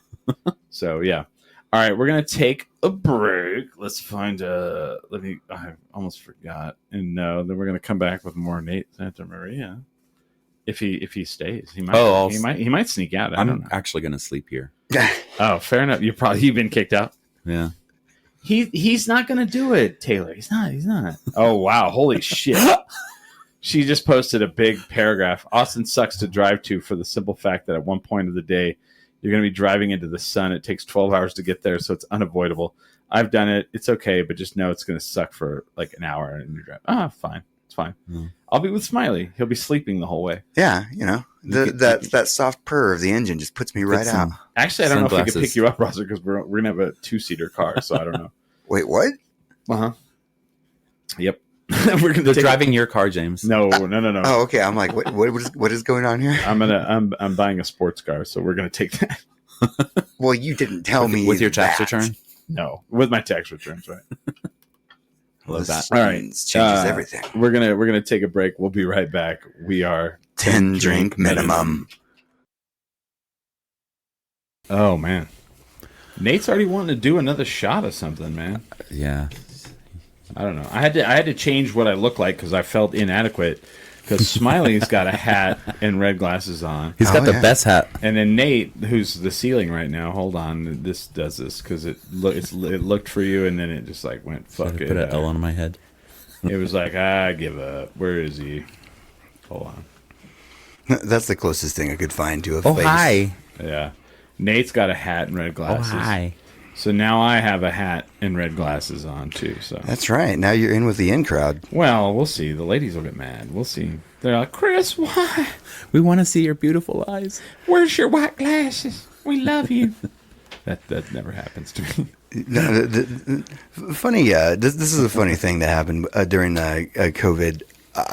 We didn't have a lot of. We were doing this like from separate locations. Yeah, that's right. And so the only thing I could do to get in a good joke was to buy glasses that looked like my co-host's glasses. Yeah. And see how long it would take for them to realize I was mocking them. Yeah, he did do that. You guys got some good jokes? Do we have good jokes? Yeah. I don't know. We improv all this. Yeah. I have a pretty funny one. All right.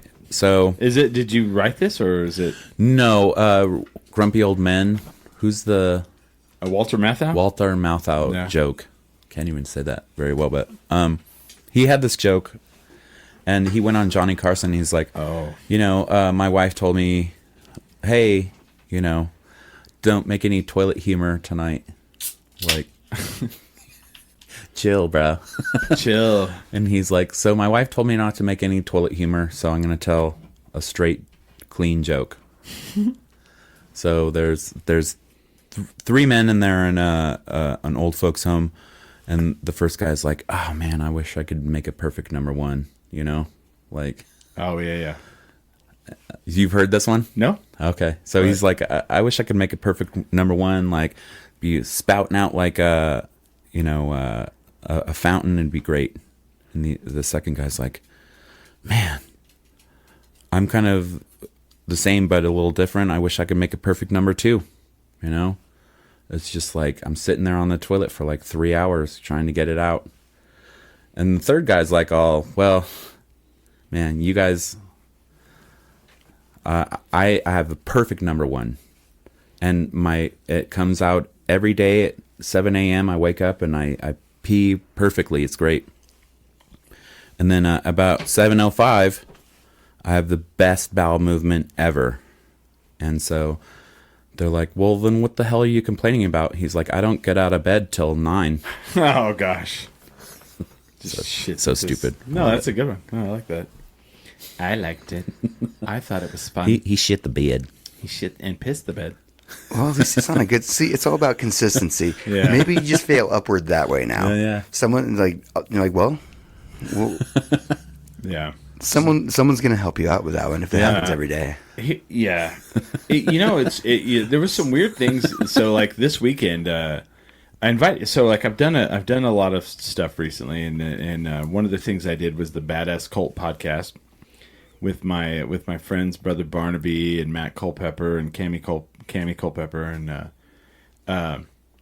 so they came out last night to the cabaret show, right? And it's weird because like I always just we've all been performing for however many years, right? So you just kind of like get used to it. You just get used to like a lifestyle, like a way of life. And they come out last night, and we get done, and we're out in the like lobby of like the box, and Matt's like, so man, that was pretty amazing. He's like, I did not expect the level of professionalism that you guys had. And I'm like, did you think we were just going to come and just like fucking like it was going to be? And he's like, I've been to Austin. He's like, I've been to New York. He's like, that was like big, the big city level. And I'm like, well, yeah, that's like kind of what we've, our baseline. What you work for. What you work That's for. what we're going We actually for. don't want to suck. Yeah. And he's like, and you do this like once a month? I was like, yeah. And he's like, and the wrestling? I'm like, yeah. And the podcast? He's like, yeah. He's like, and he goes, are you on cocaine? I was like, no. It's Adderall. It's Adderall. No, I wish. I wish it was Adderall. It's just regular But, old like, caffeine. Yeah. But it's like, the thing I've come to figure out is like, some people are just wired differently, right? Yeah. And people like me, and I don't know about you, but like, I just have no choice. Yeah. This is who I am. Yeah. This is what I am. I am this animal, right? So then we go to the after party at Simo's house, and everyone's there. All our friends are there. People that we just look at as like, we walk in and we're like, oh, cool, whatever. And they come and they're like, oh my God, is that such and such? Oh my God, is that such and such? And in their mind, I'm sure. So then like we're there for like an hour, and I come over and I'm talking to those guys, and they're like, is it bad form to like walk up to people and ask them to be on our show? Is that a bad idea? And I was like, what? No. That's how you get people on your show. That's how you get people on your show. This is how it works. This is where you do that. So then I'm like doing that thing where I'm like, hey, Lauren, these are my friends, blah, blah, blah. This is Lauren Poole. And I was like, Lauren, they have a great show. You should go. And I'm doing that like fake, And afterwards they're like, oh my God. And I'm like, oh man. Chris always facilitating. Those days when I was that young and like naive, do you remember those days? I don't, yeah. Where you were like scared to like. I mean, there was times where I was like nervous about shit, but Sorry. like we opened for the Shins Oh, those guys. at Sunshine, and I was very nervous about that one. Did you listen to them and they changed your life? Yeah. And thanks, Natalie Portman. Some Israeli lady was like, "Hey."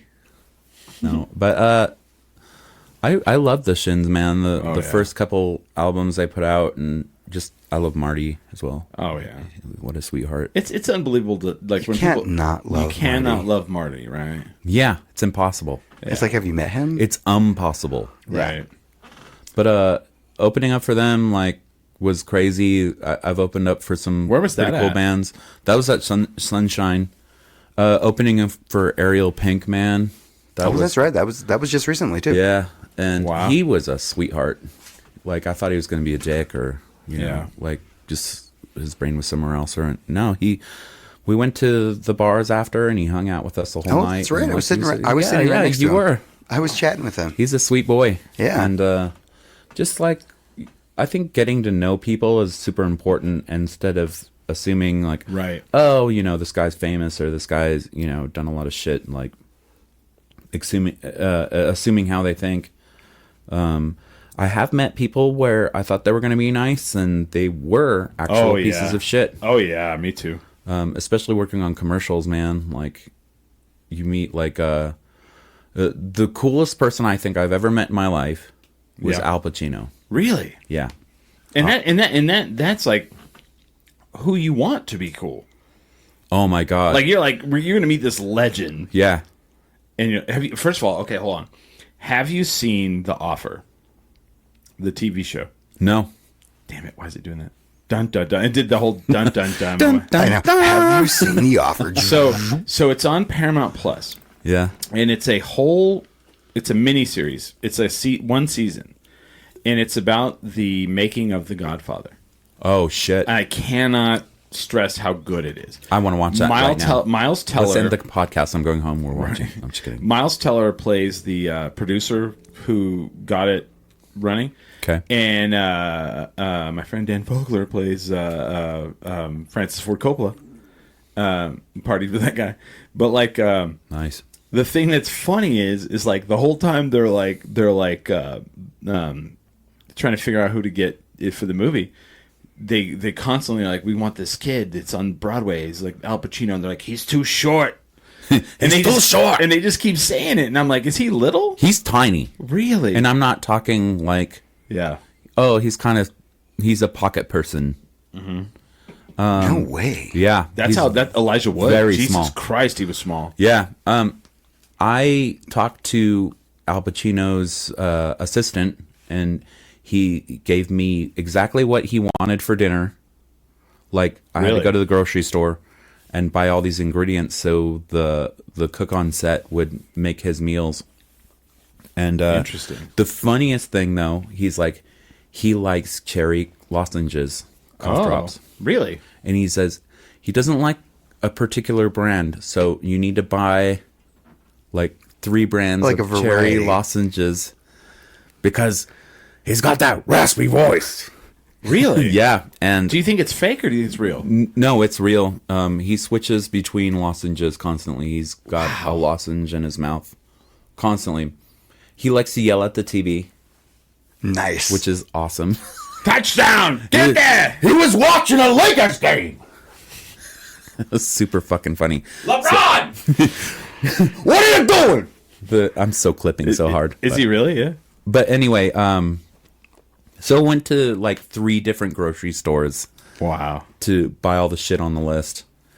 And, you know, his assistant like genuinely cared about him. He's like, we're not trying to feed him junk food. You Mr. know? I'm like, Pacino is a healthy guy, and okay? he's not a healthy. He doesn't want to be a healthy guy, but No? his asshole assistant keeps putting like You know what that reminds vegetables and chicken in his mouth. What that reminds me of is did you ever watch Crank Yankers back in the day? I remember that. They called us Subway and they acted like they were Jared's assistant. They're all Mr. Jared. When he's there at the store, he does not like to be looked at in the eyes. and that just reminded me of that. I don't know why. It's funny though. Al Pacino like hung out with the crew during lunch and went around and talked to people. that's and badass. That's very badass. chill. Very Yeah. nice guy. He didn't just hide in his trailer the whole time unless there was a Lakers game. He's Oh, yeah. he was watching like I think he had DVDs made of old Lakers games, so No he could just kidding. sit there and watch them. What? He's that into basketball. Yeah. So he's like Jack Nicholson, but you Yeah. just don't know it. Because I didn't know Yeah. that. I like, interesting. Because everyone knows Jack Nicholson in the Yeah. Lakers. Like, that's just fucking legend, you know? Yeah, so the chef was like, "Oh, hey, do you want to take his dinner to him?" I was like, "Yeah." Fuck yeah. And I walk into his trailer, and he's like yelling at the TV, like it's a basketball game. I think it was Lakers, and he's just like, "What the fuck are you doing?" And he's like, That's a layup. "It's not a fucking layup." You know, like it was so funny. Like I was like, Tony Montana's, And he's not from L.A. I don't know where he's from. I assume New York, but But as soon as I said, "Mr. Pacino, I got your dinner here," and he's like, oh yeah, put it on the table. Thank you very much. that's awesome. Very chill. Very chill. And then proceeded to start yelling at his TV again as soon as I shut the door. That's awesome. Let me find out. I want to know now where is he from? Yeah. And he's little. He's a little guy. Well, like what? How tall? I would say 5'4". Wow. Yeah, I'd say. I want to say Elijah Wood's smaller. Yeah. Yeah. Yep. Have you seen Yellow Jackets? I've heard of that. He is right across from Christina Ricci. Elijah right? Wood is. Yeah, and they're like the same height. Dude, He had to is stand on an apple little. box to kiss Like her. it's actually pretty amazing because you forget how small they are Yeah. because they're playing against each other, and you're like, oh, that's like regular people height, and you're like, oh wait, and then other actors come on the screen, you're like, oh no, they Yeah. aren't. They aren't at all. There's a picture with me and like a bunch of people and him and everybody's like, oh, he's not only short, he's like narrow. I'm like, yeah. Yeah. It was funny because I was standing in line, and it was the next day after I met him. Yeah, he's from New York. And I'm standing. I thought I was standing behind him, and it was his double. Oh wow. And yeah, it was. Now, and you know that- I like tapped him like all, hey, oh, And you know that guy gets work because how often do they find someone that small? yeah. Well, he looked just like him. He's too. It from was crazy. He's from His East double. Harlem. He's from East Harlem. Yeah, that's weird that he likes the Lakers. That's We very- played stickball and buck. and kicked the fucking can. So stupid. So you were going to tell a Dave Foley story, like so the other day I'm over at the new Arrived Hotel because I love that place. I think it's fucking. Oh, I dope. still need to check it out. So cool. Love Nice, it. I need to check it I'm out, not too. a big chain person, but they came in. So people keep redoing all these motels on Route 66, and some of them I'm not going to call out who they are. Literally, just they do the landlord thing where they just paint it over everything. Yeah. There's a couple of those in Novo, but like this one, the It's old kind of what we do up in Nob Hill. the old Hotel Blue. They came in and they went in and they remodeled the fuck out of it, and it looks badass. It's like late 50s, early 60s design. Ooh, very cool. So the mid-century model. Yeah. And the swimming pool is a Zia. What? What? Yeah. And so you're outside and it looks like a picture from the 1950s outside. There's a fire pit with like those old lawn chairs from the 50s, you know.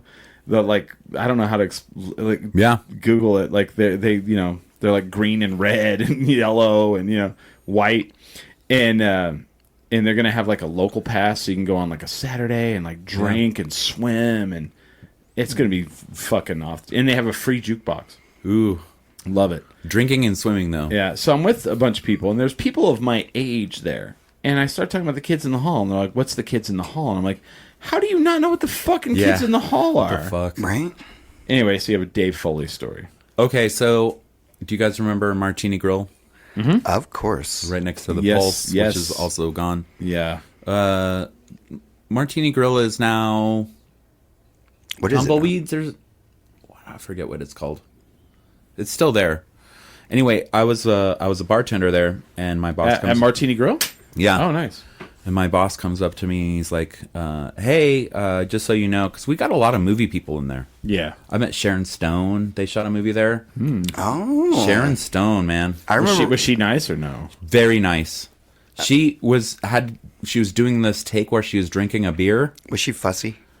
No, not that I saw. She was drinking a Bud Budweiser, and she kept like, okay, they had to keep doing the take, and she's like, oh, I've had too many Budweisers, and then she burped super loud. Nice. And we all laughed. So they were filming a thing in there. Yeah, they were filming some kind of. So yeah, See, I wonder if that was when she was in town, and because I had to wait tables on her at the Hyatt. Oh really? And she had her own private chef. Was she a bitch? And she was just very fussy. She was very fussy and particular. I mean, to the point that she brought in her own private chef. Oh. And that really hurt our chef's feelings, but it would, yeah, right? and she was very particular. Like after her second day there, she's like, only these people wait on me.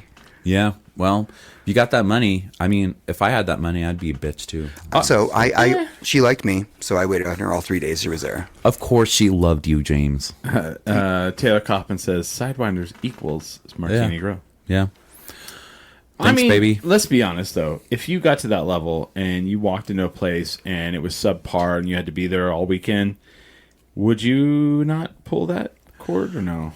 I'll tell you why I would. Is because me and my wife cook at home mostly. Yeah. Every time, not every time, but almost half the time we go to a restaurant, Yeah. I feel sick after.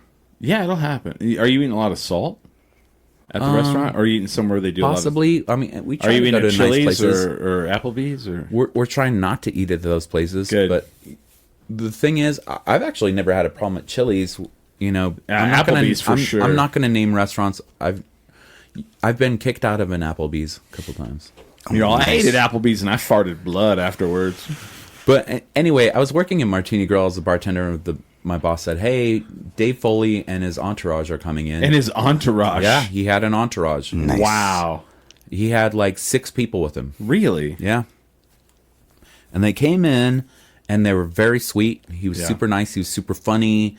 He got a little out of hand. I heard he likes to indulge a bit. Yes, that's an understatement. Yeah. So they left at 4 a.m, and my boss was like, just serve them as long as they want to stay.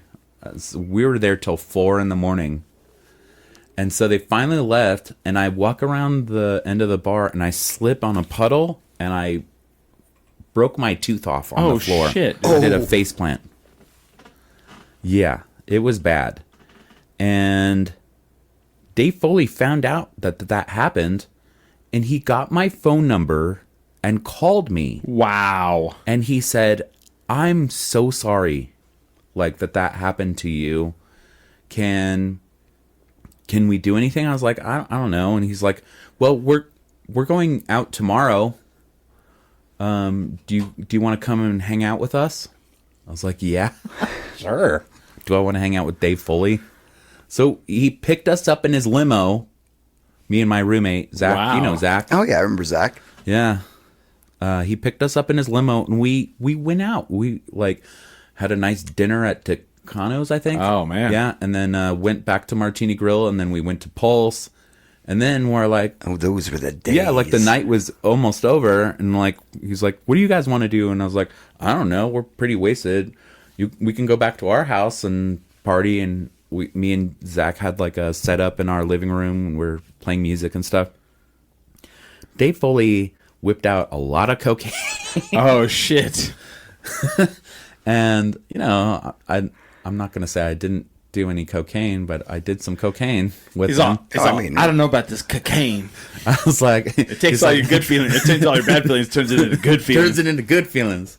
And so, yeah, I was in my room, and he walked into my bedroom and cleared off my dresser like this. Just threw all the shit on the floor. Threw everything on the floor, and then he sat on the dresser and proceeded to tell me about his divorce that he was going through. Oh fuck, dude. With his wife, and he was talking at me for probably about 45 minutes. But wow. It's kind of cool. I know. I mean, it was funny. I've heard we got along, and then he fell asleep on our floor. And he Really? fell asleep on the floor of our living room next to our German Shepherd dog. Wow. He was sweet though, man. I love that guy. That's like partying proper, man. Oh my God, we did it. Yeah. And Dave Foley knows how to fucking party. Yeah.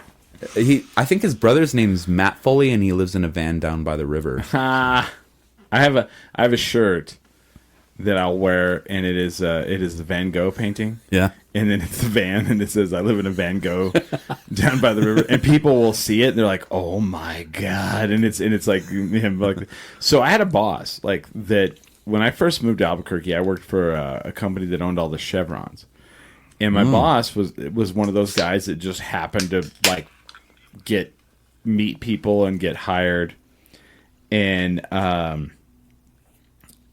like I'm working for him, and like he makes a couple of like movie references. Yeah. And I finished the reference, and he's like, "Oh, you know that reference? You know what you're talking So about. then we end up kind of like becoming friendly. So then I'm like, "So you're from New York? What what are you doing here?" He's like, "Well, I lived in New York. I was a carpenter, and I worked on productions." And I was like, "Productions?" He's like, "Yeah, for 10 years I was a carpenter on SNL." He was Han Solo? I'm just kidding. No, he was a carpenter on SNL. Wow. That's And so I was cool. like, "Are you kidding me?" And he's like, "Yeah." And I'm like, I'm like obsessed with SNL. They have to have a lot of work if you're a carpenter. Right.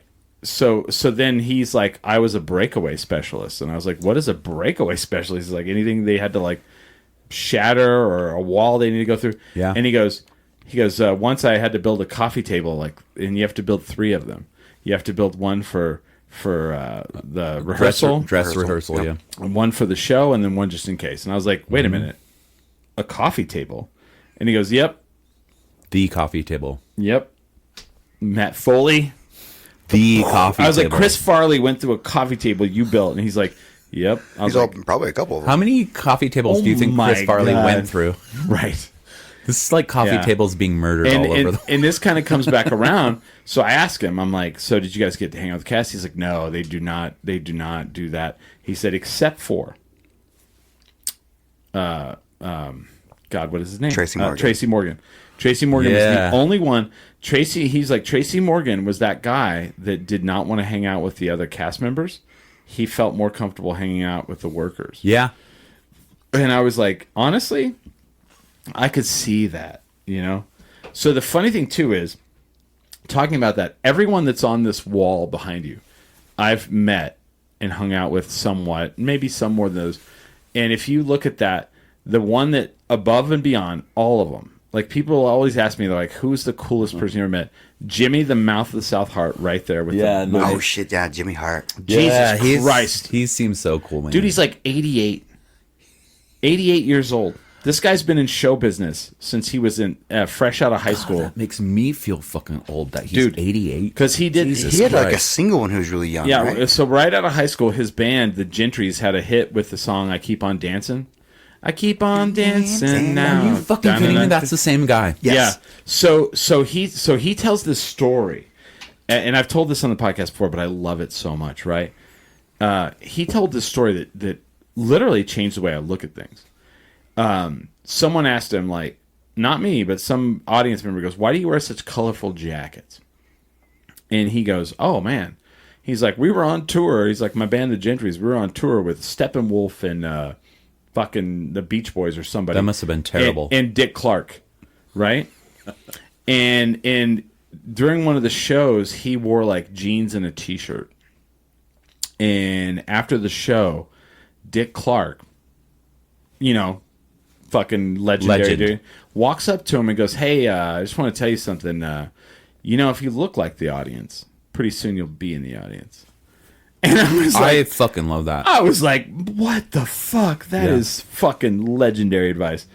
And it was, I couldn't believe how, and this dude, 88 years old, we're like doing his panel at Comic-Con, right? And this is, for him, got to be like lowly.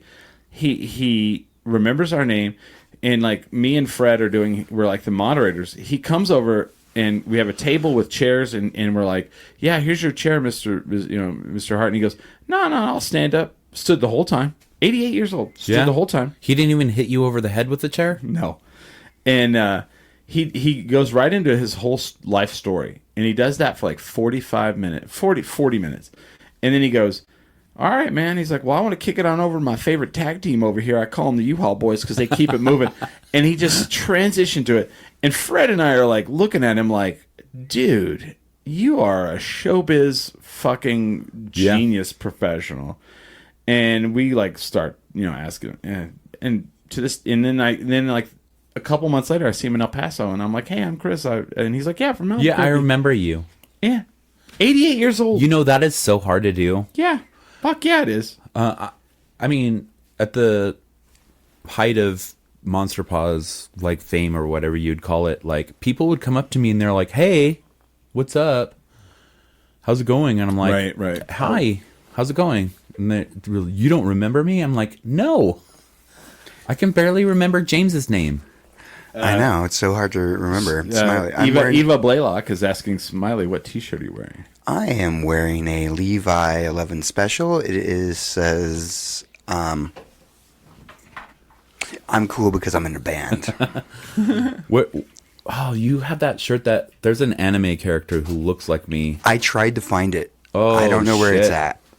There's this anime character who looks just like me, and he crosses his arms like this. Lupin. The Third. Lupin. And James used to wear it all the time. I'm like, dude, why are you wearing a T-shirt with my face Okay, on that's it? actually how I got introduced to Nate, because I was in Bert's Tiki Lounge, and someone's like, "That's my friend Nate." It's eerily. I was like, "What are you talking about?" And we walked over to the booth we were at. I was like, "Oh, damn it! It looks That is how we met. That's exactly how. Damn. Is that a That's crisper you. net?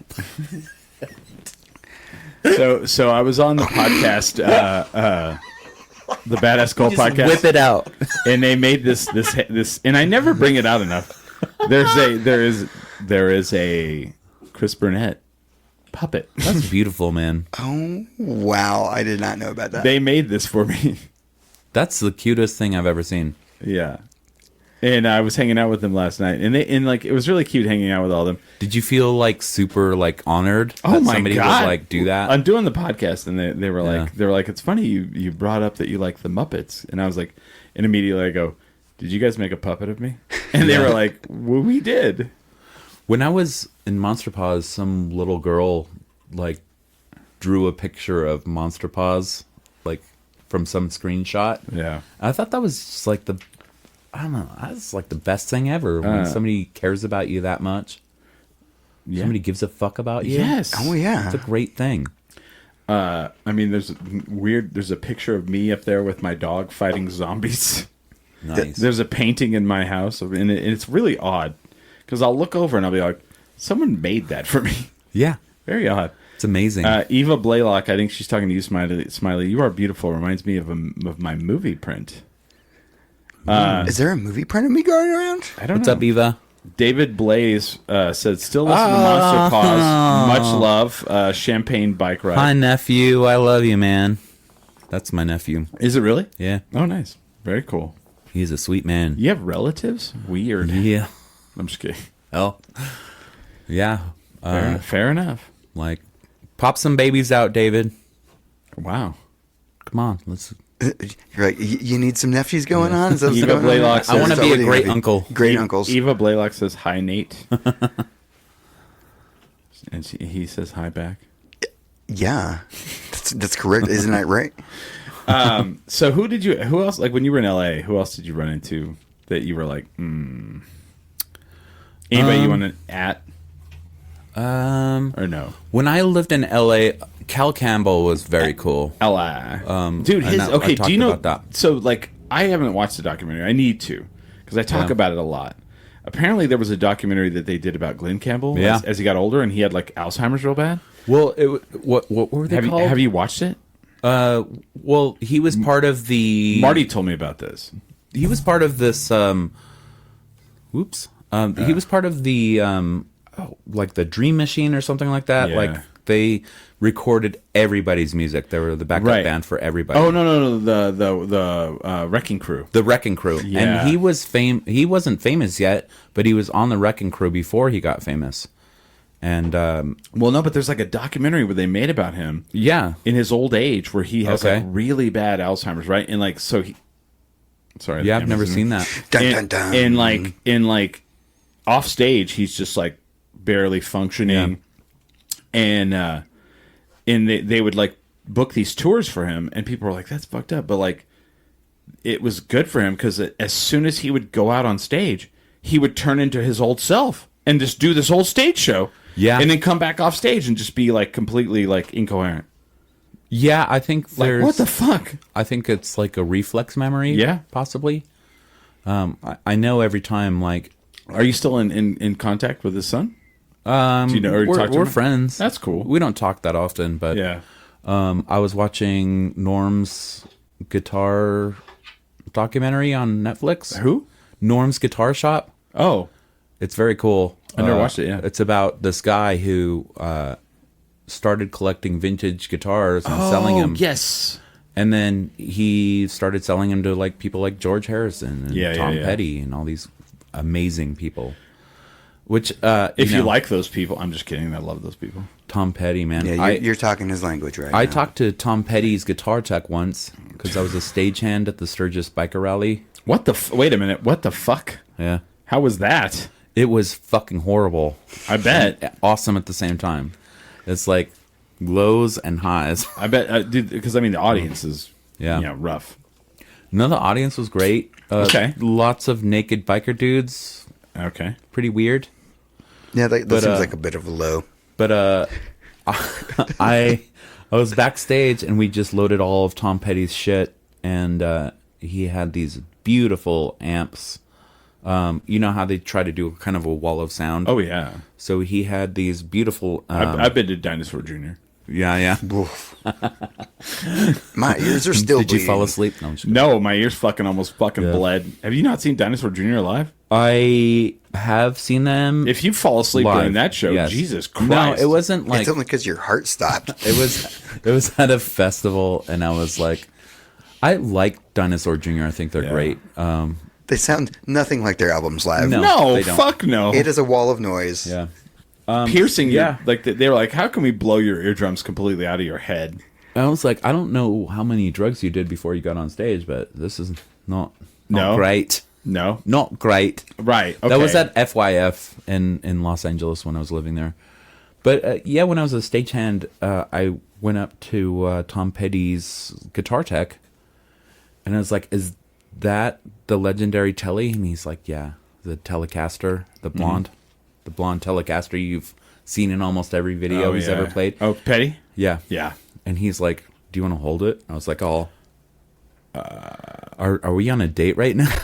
Do I get to go to the bathroom after this? Yeah. So yeah, I got to hold the legendary blonde Telly. You know what would be the other one? Would be the Telly that Bruce Springsteen plays. That one that's all worn out. Fuck, Yeah, dude. Yeah. Or Willie Nelson's. Trigger. Yeah. Have you watched the YouTube video where the luthier goes through and like redoes that guitar? No. Yeah. Like you talk about a boring sounding thing, but like if you're like a music, into music, Yeah. you're like, they're not gonna fix the hole, are they?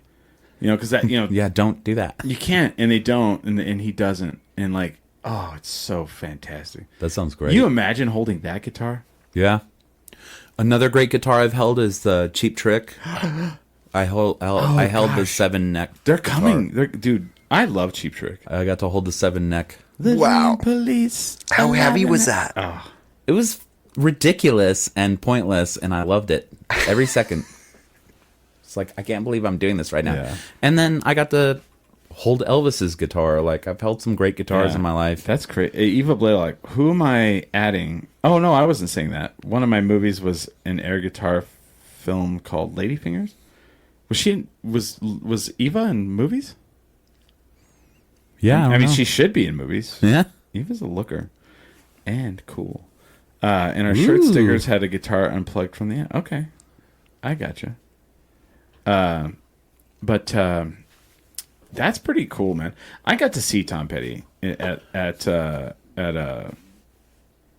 all places, Tingley. Okay. And I made Billy go. Yeah. And the opener was Regina Spektor. Okay. And I'm such a Regina Spektor fan. Yeah. And I still haven't seen her because we're up in the fucking audience in the nosebleeds, and this drunk lady, because this is Albuquerque, Was talking over it the whole time? starts screaming. fuck this bitch, bring out Tom Petty, fuck this bitch. Wow. So much so that they had to call the cops over. And they're arresting her in front of us, and it's like this fucking whole scene. And then they finally get her, and they like take her away, and she's all right, everybody, thank you, good night. But I got to see Tom Petty, and I was really worried because I was like, please let Tom Petty be, because I've seen Dylan 3 times. I love Dylan. Yeah. And all 3 times Dylan, he phones it in. He tours, awesome, cool. But Bob Dylan, if he's in a town, he doesn't give a shit. He doesn't care. He doesn't try. I don't think he's capable. Yes, he is. Because then here's the rest of the story. Because then you'll see hilarious. him. Because then you'll see him on like late night or something, and then he comes out and he's coherent, and you can understand every word. And he's really trying. And you're like, you son of a bitch. And then the 4th time I bought a ticket, I was tired, and I was like, you know what? This is my favorite. And I give it to Holly. I was like, Holly, do you want to go watch this? She's like, yeah. And she goes, that was amazing. He played a piano by himself, sang to us all, and I was like, motherfucker. What kind of bar are we setting for this guy, though? I love Bob Dylan. He's my favorite. He's my favorite. He can talk. He can not poop in his pants. Yeah. I like Bob Dylan. I love some of his old stuff. Have you seen the movie? No, and I'm not going to watch it. Really? I don't want to ruin my. Really? I thought it would, dude. If somebody made a movie about David Bowie. Yeah. And you wouldn't watch it? Fuck no, man. David Bowie is David Bowie. You can't be Bob Dylan. You can't be David Bowie. Yeah. No matter how hard you try. I watched the Queen movie. Yeah. Oh, that's terrible. That's dog I was shit. That so one's dog angry. shit. The Elton John movie. Fucking garbage. Haven't seen it, didn't watch it. Yeah. But I'm going to tell you, I saw the Dylan movie. Okay. Now, it's not. Here's why I will, and I'm with you, because they're all the same. And Walk Hard like ruined it. I love Walk. It's so good. I watched it. So this is why A Complete Unknown is great. Yeah. It's only a year and a half in his life. Okay. It's just a snapshot. It's Okay. from the moment he gets to New York. It's like his first album, right? No, yeah, it's from the moment he gets to New York till the moment he goes electric, and it's like a year and a half, and wow, and it has a point. Okay. It's the point isn't to like, well, here's Bob Dylan's life. It's the point of like they try. So it's not a biopic. No, they tried to pigeonhole him, like this. This whole movement tried to pigeonhole him. Your dog loves me. And it's like how he kind of just like, Thank you, James. you know, and it doesn't it doesn't necessarily show him as a good person. Okay. You know? Yeah. You know, and I love that. I think he was Yeah. kind of. I don't know. Oh, someone's saying 5 years. I don't think it's 5 years. It's the moment. It's from the moment he got to New York to the moment he went electric. So maybe it is 5 years, but it's a small. Yeah. Eva Blaylock, girl, yes, I was in movies and a producer and a director and backup band and orchestra. Sorry, I thought you knew Eva, motherfucker. Oh, dang. Oh. It's time we have Eva Blaylock on this show. Yeah. 60 to 60. Okay, so it's from 1960 to 1965. Okay. Okay. Fair enough. See, that's what I love about this show. People will correct you very quickly. Yeah. So I did see Tom Petty, and it was at the Sturgis Biker Rally. Nice. How great is he, though, live? Was he live? He played for 3 hours. Dude, he's dope. And He was dope. he's like, I want to invite a friend of mine out. We're going to do some songs. And who walks out? Fucking Stevie Nicks.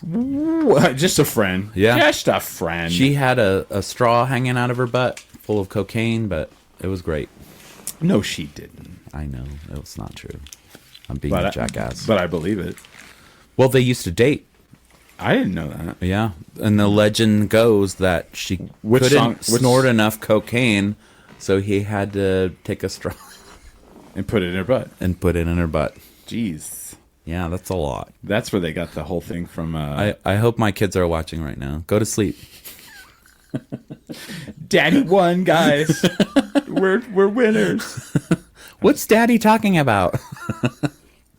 I don't want none of this cocaine. No, you don't. No, you don't. 67% of the time, it works every time. Nice. Do you have any other crazy LA ideas, stories? We have to bring you back on to tell more. LA was like It was fun, but it was a rat fucking race, man. Like Yeah, you well, gotta yeah. work. There's no calling in sick.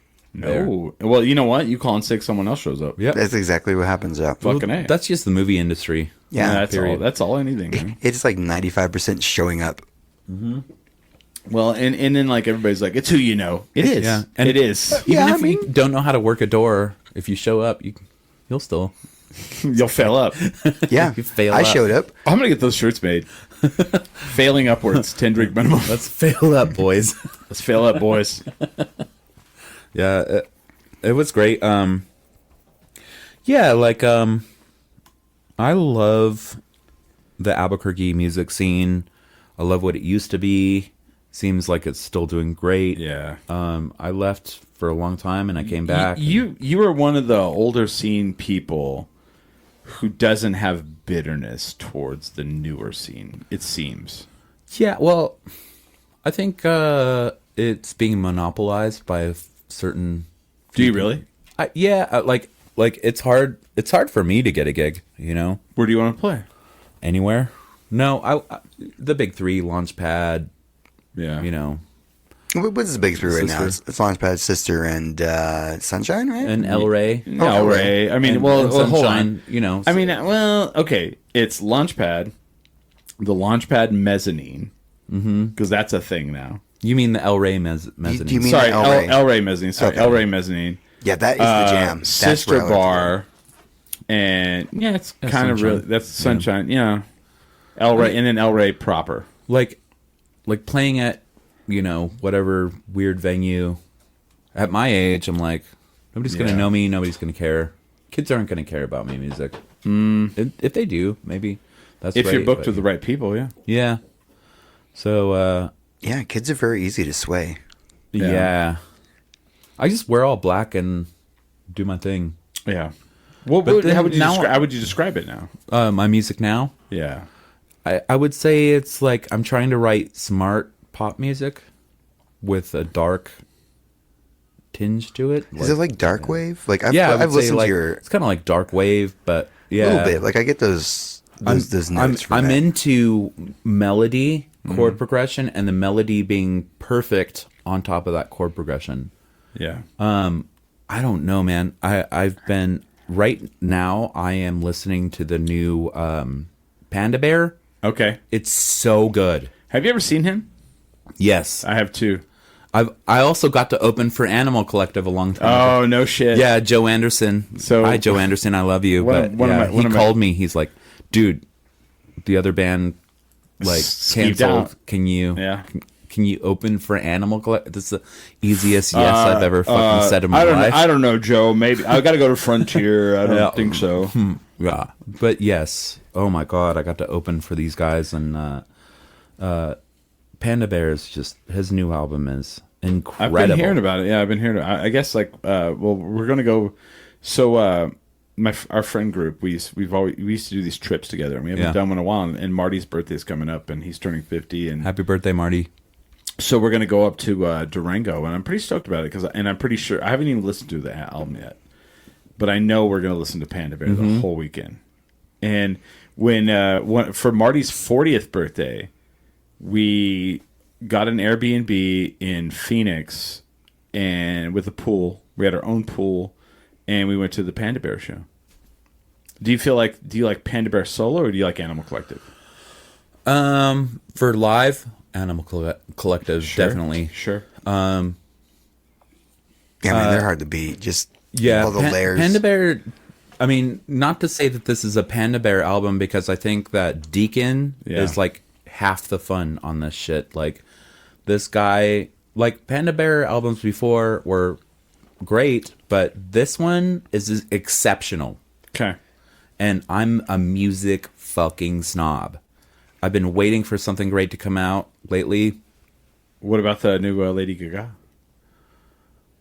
You haven't checked I don't it out? know. You don't know? I'm not a Lady Gaga fan. Really? I don't like pop music. Yeah. It has its place. It does have its place. Yeah. But I'm like that much of a music snob. where I've I'm never like, been, but like the scene I'm in, like I get thrown into these like events, and like I end up listening to the music, and like sometimes you're just kind of like oh, this is good. Yeah. this is actually really good. You know, like I'm not looking for good. I'm looking for great. This is fucking perfect. Yeah. What the fuck? This will be remembered for Yeah. another 100 years. you hope so, right? I mean, and you know, everybody says it, but like Kevin Parker is like somebody I always look up to from Tame Impala. Yeah. Oh, okay. So if they break up, are you going to go with Tame or are you going to go with Impala? Well, it's just Kevin, so it doesn't matter. That's a I'll running, just go with Kevin. that's our joke with our friend group. They're like, do you prefer Tame or do you prefer Impala? Wow. Who are you more into? I'm just don't be a cunt, Kevin. To be Kevin, Wow. don't be a cunt. You ever seen that video? It's funny. I This guy prefer has Tame. a goat named Kevin. Oh yeah. Kevin, stop being a cunt. What are you doing, Kevin? We just love that joke because we're just like, are you more into Tame? If they break up, are you going to Yeah. go with Tame or are you going to go with Impala? Yeah. Obviously, Tame. It's like the Simon and Garfunkel. Yeah, I always thought like I started listening to them in 2013, and I was like, oh, it's like the Beatles fucked Pink Floyd in Yeah. the butt. So Well, see, it's funny because like I used to work in this computer store, and I'd always turn to my coworker who was like literally like Pink Floyd guy, like whatever, and I'd be all, No. and I'd be, hey John, do you prefer Panda Bear or are you more of an Animal Collective guy? And he'd be like, I don't know what you're talking about, bud. And it was just my running like joke question I would ask people. what are you listening to right now? What am I listening Yeah. to right now? That is a very, very good question. A lot of Deer Tick. Okay, They're gonna be in Santa Fe, and I'm gonna go. Very excited about that. very cool. I don't want to say the other ticket I got because he was kind of canceled. So yeah. Was it Ariel Pink? No, it's Ryan Adams. I have a ticket to Ryan Adams. Okay. At the Kiva. He's canceled. Do you know who played at the He's Kiva? talented though. Yeah. Do you know who played at Kiva last night? Who? Bonnie Raitt. What? No shit. Yeah.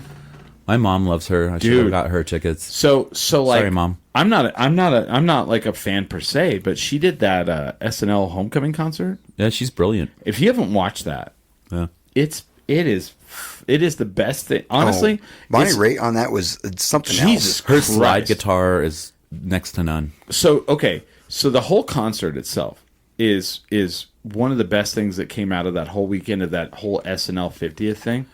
Yeah. Two things came out of it that were great, but like that whole concert's badass, right? Devo's on it. Oh God, I love Devo. And Fred Harmison plays drums, yes. right? And then And the Roots are like the backing. the Roots the are the entire house night. the Roots are the house band the entire night, right? Of course they are. So then they do St. Vincent with David Byrne and Robin. and it's Robin. It's St. David. Vincent. Yeah, you love Robin. David Byrne. No. St. Vincent, David Byrne, and fuck, what's the main band? Bonnie Raitt. Nope. Fuck. It's right on the tip of my tongue. So it's one of the big. They won the Grammys a couple times.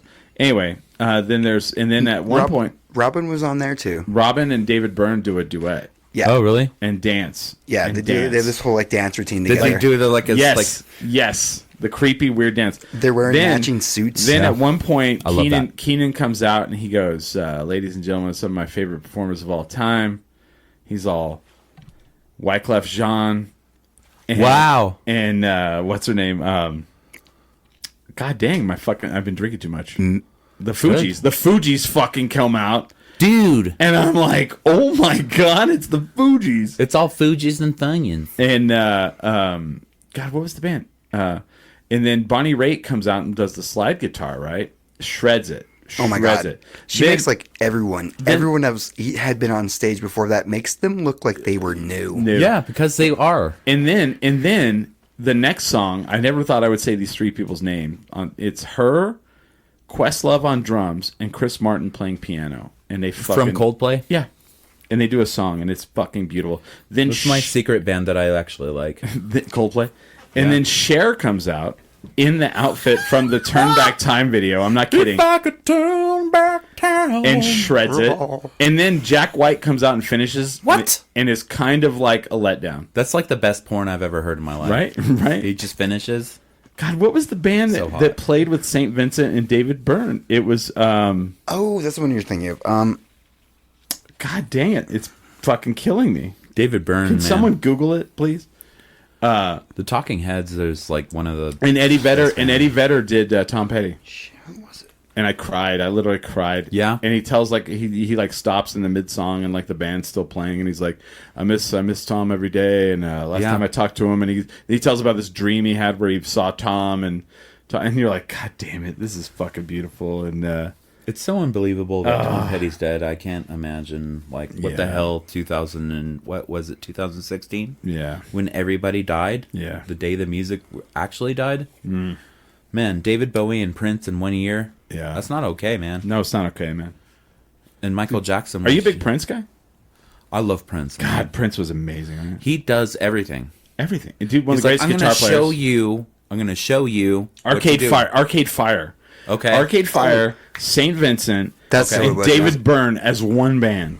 Dude, what the fuck, dude? I forgot about it. Yeah, that was Arcade Fire, and okay. they went crazy. The on singer stage. for Arcade Fire is a great producer. He records all the shit. Yeah, and he's kind of like a Kevin Parker. Dude, and St. Vincent is a fucking great musician, you know? Yeah. So the She's other great. thing that is amazing that came out of that SNL thing is they did an SNL 50th anniversary biography on the music. Yeah. And Questlove. I need to see Oh, that. dude, and Questlove did it. So the first 10 minutes of the biography is Questlove takes all these different performances from SNL and layers them over each other, and you're like, No what fucking the way. fuck yeah, and it works, and they're like, not only are this music is like mixing together, they're showing the people playing next to each other, and you're like, of 50 years, and you're like, Yeah. what the fuck is happening right now? And you're like, this is beautiful. I've watched it like 3 or 4 times. Like it is unbelievable.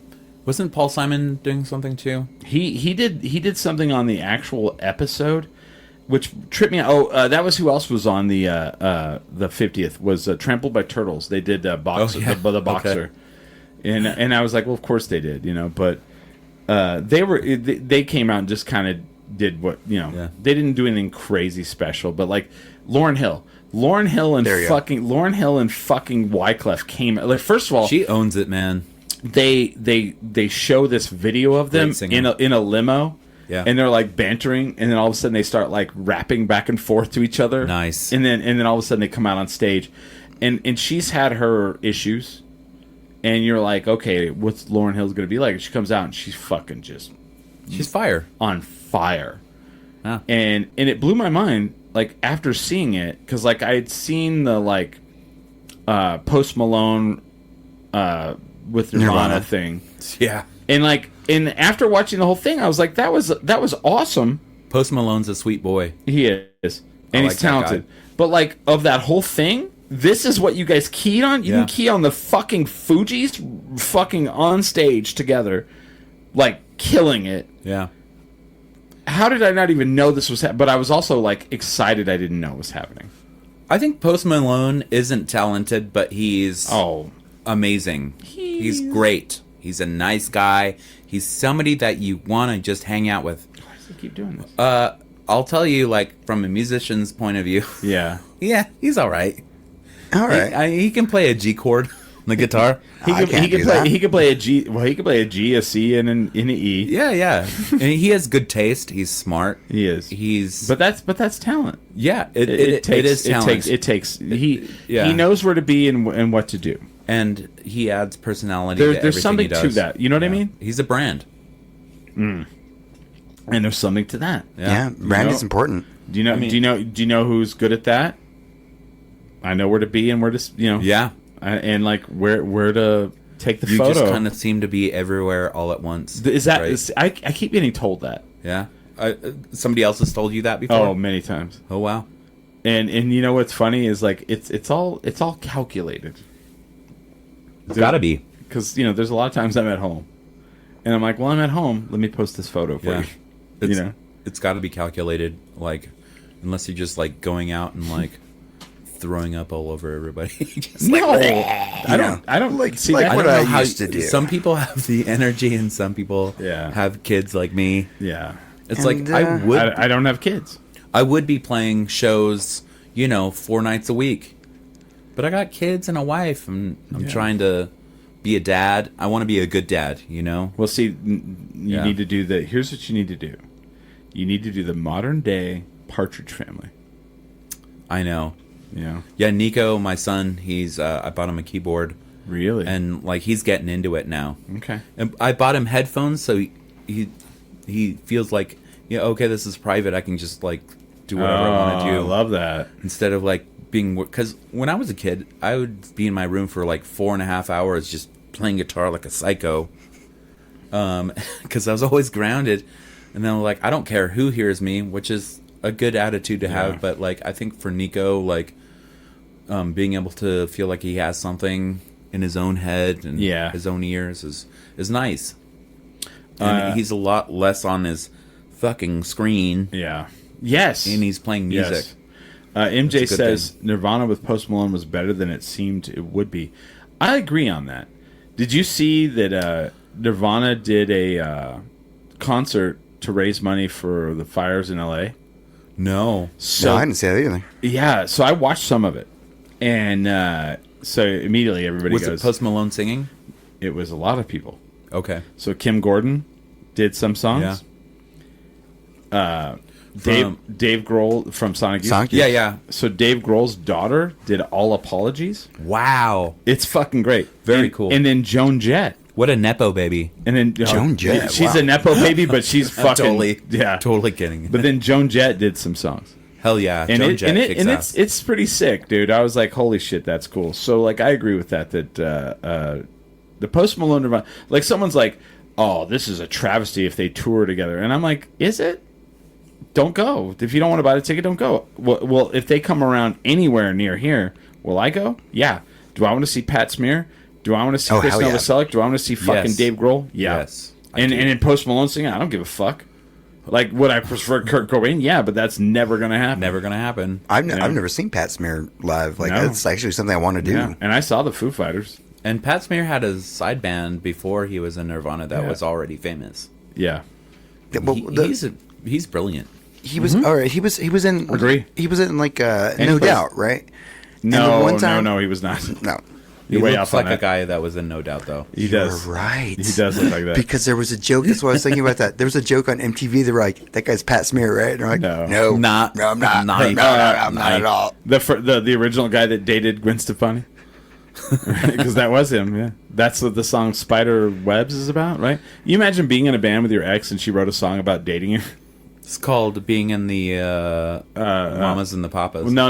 Or Fleetwood Mac. Well, Fleetwood Mac. Fleetwood Yeah, Mac, I was yeah. going to say Fleetwood Mac is what you're really talking about. Jesus, how hard was that? The Germs. Okay. for Pat the Smear. Germs. Yeah, That's the Pat Germs. Smear's band. Oh, wow. Very cool. And the Adolescents. Jesus Christ. Yeah, that guy's all over the map. Yeah. And so, I mean, yeah. And then Tony Hawk covering for Kurt. Nice. I don't know who MJ is. I like them, though. And then Taylor Coffin. Nico's playing his keyboard right now. Aw. Oh, Good deal. I love you, Nico. Yeah. I got to see the. I got to see those two. Who? Nate and Taylor. They were playing drums together. Yeah, It was pretty. I was like, "What? I love it." it was kind of nuts. You know whose kid plays the drums that it's fucking beautiful is Joey Bolt. His son's a drummer. Yeah, Oh, no way. Yeah. That's not surprising at all. No, of course not, dude. yeah. I was sitting on the drum set playing like the do do tsh, do do do tsh, and then Taylor is on the toms and the cymbals all. Oh, here we go. Partridge Family, dog. Seriously, dude. She's a great percussionist. I was And doing some a great interpretive singer. dance. Yeah. So, yeah. Yeah, I'm like, can we win the lottery and then have like, somebody watch our kids while we're getting crazy on stage? And No, the kids are going to be on the stage. You just paint a bus. Have you guys thought about buying a bus? Yeah. You paint Have the you bus. seen the Partridge Family? Dun, dun, dun. Can you guys do like an emo Partridge Come Family or on, something kids, like we're all getting happy, right? come on, get happy. There you go. gonna keep on dancing. You have a kid that's like super hot. That could be David Cassidy, whatever. What are the teen magazines now? Are there teen magazines? I don't think there are. they're- 17 it's called- still What's a thing. magazine? It's called TikTok. Yeah. 17's still a thing. Is it really? 17 magazine's still a thing. Smiley probably has a subscription. I don't. I just have Cigar Aficionado and L. Vogue got a little too expensive. What the fuck? Like magazines are going up in price? Of course they are. Like, Yeah, I mean, Vogue's kind of a big deal. I assume they were like, have we'll just give it to you for $3. there's like, it takes so much money to make a magazine and dude. lose money on it. And lose money, dude. The funny thing too is like I'll run into people and like I'm talking to them and we're having like a real conversation about like like the struggle of the hustle, Yeah. And then as soon as someone goes, we're thinking about doing a print magazine, I go, this conversation's over. Okay. You clearly aren't in touch with anything that's reality. What do you think you are, Vogue? It's not going to hurt. It's not going to work. It's not going to work. All right. Unless you've been around for 50 years, your magazine is not going to work. You know how you make millions of dollars in the magazine industry? You have billions of dollars. You don't have a magazine. Yeah. Or it's a zine. MJ says buy a used APS bus. They need the money. There you go. All right. Well, apparently we liked having you on because we definitely went into overtime. So we've got to have. So Nate's gonna be back. Oh yeah, for sure. You better come have back. me back anytime. Yeah. We didn't even get into any of the weirdness that happened when we lived together. Or the dark. Yeah. Oh my God. Or any of the dark times. There's stories for another time. So yeah, we'll definitely do that. In a place. Yeah. One man. That's good. One man. You do realize that Nate is like my vocal coach. Yeah. If I need Yeah, I'm trying to teach him accents. yeah, he's getting more accents down for me. Yeah. Give me a little more practice. Aluminium, huh? Aluminium. Oi, I'm Nathan Statham. That's good. Do you do voiceover? I should. I know voiceover people. Let me know. All right. I can do anything. He's training me. Whenever I have an accent I can't nail down, I'm like, I know a "Please guy. help me I know a out." guy that has top tier microphones. Yeah, I got a great Neumann microphone and I love it. It's beautiful. I spent a lot of money on it and I covet. What's a lot of money? Like $700. Dang, that's more than this one costs. Yeah. These are not cheap. No, and they sound beautiful. This is what they. Although I feel like I'm clipping a little bit. So on this one, pulling back. no, you're not. At this point, no, yeah. You're not. You haven't clipped one time. Oh. Dude, Sexy fucker. you don't think I can produce this fucking show after 19 goddamn He's years? like, you're disinvited. Get the hell out of here. They recorded Thriller on this microphone. You think I don't know what's going on? I'm just kidding. Dashawn is going to bark me out of the... No, you'll sound fine. I also have software that backs it Yeah, up yeah, and yeah. keeps from I'm clipping. sure, yeah. So, This is my first podcast. for real? Yeah. Yeah. You're the second person. So I invited someone Podcast on. version. I invited someone on earlier, and they were like, "What would we talk about?" I was like, "I don't know." It's a comedian. I was like, "Probably comedy." And they're like, "Well, it's my first one, so I don't know." Okay, well, it'll be fine. It's yourself. cool. It's not our first one. We'll get the ball You do rolling. realize I've done this many a day. Yeah, So, like yeah. I have complete faith in you. Yeah. Have you felt like at any moment like we ran out of time? I forgot I was on a podcast. There to be you go. honest. See, that's the whole point. See, that's the whole idea. Yeah. Is to make someone forget there's microphones, that there's cameras, that there's, a dog that might bark at you as soon as we go off the air, all of that stuff. So, Next time I show up, I'll be Mark Normand. Hey! fair enough. Who's the naked person on the wall behind Nate? Oh, Finally, that's the first time anyone's ever referenced that. That is Jason Mewes from the movie Clerks, Chasing Amy, Mallrats. and you know which scene that is. And that's from Clerks 2. Is it? Where's Jason? It's right Mewes? there. Right there. Oh yeah. And he's doing, tucking. And, He would fuck himself. so let's hold fuck on. me? Hold I'd on. fuck me. Let's focus on that. Can we? I'd totally fuck me. I'd fuck me. Yeah. And so there we go. There it is. Oh, it's not gonna. Wasn't like the whole Hold thing? on. They were like, we had to spend so much just to get that sample of that song. It was like most of the budget I actually of the have movie. I do a cover of that song. Let's see. All right, here we go. We're gonna focus on that. So if you ever come to see Sound Waves, I'll do a cover of that song. we've got to get you a gig somewhere. Yeah. We will. So yeah, let me get. Or a voiceover gig. I'm So- pretty good. So when I met Jason Mewes in Chicago at Chronicon, he had these pictures. He had several pictures, and me, I look at all of them and I go, "Yeah, that's the one I want." Yeah.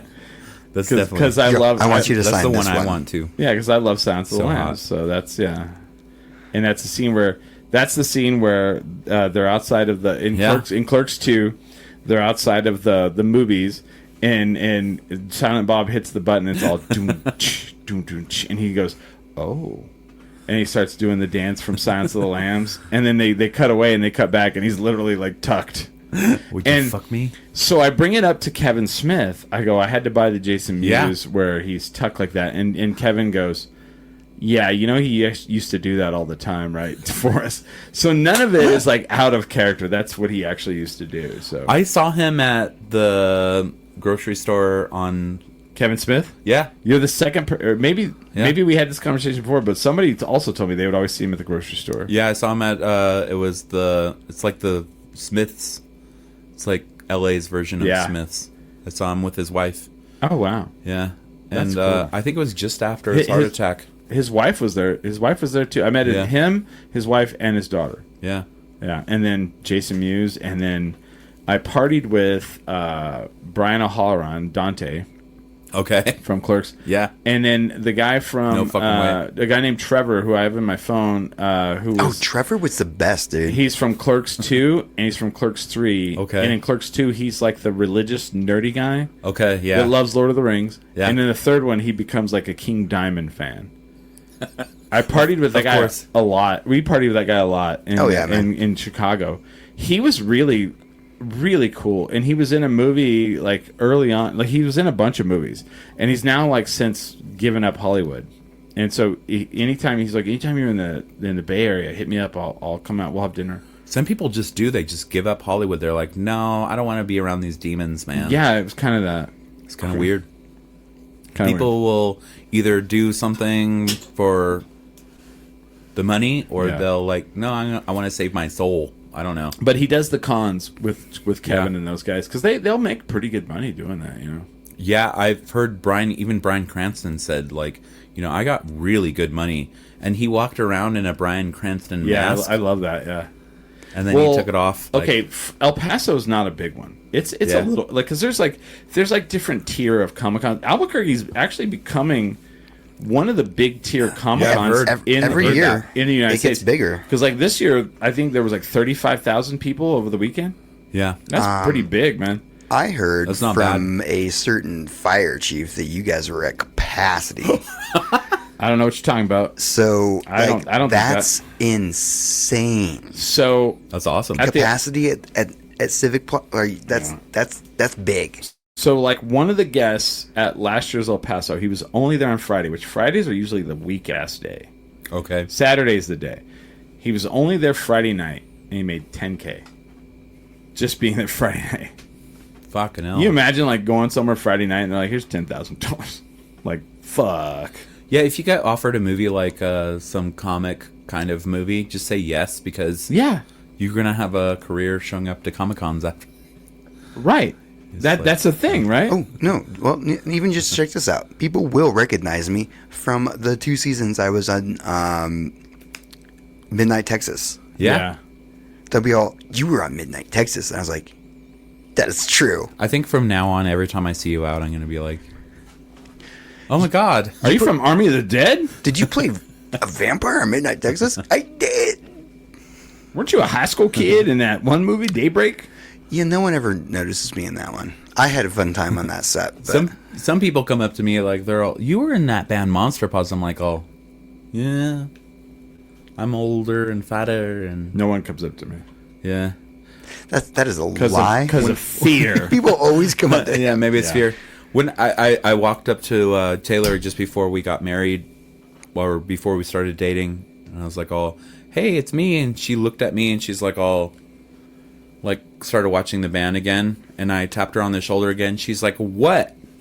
I'm like, oh. Hey. She's like, I don't know who the fuck you are, dude. And I pulled down my mask because it was COVID. And I was like, I'm older and fatter. She's like, she looked me up and down, all, you look good to me. Damn. Like, almost like Matthew McConaughey would say, like, hey, you look fucking good to me, man. All right, guys, back off now. Give her some room. Yeah. Here's a weird thing. I hate to bring it up, but Taylor's been sending me D pics.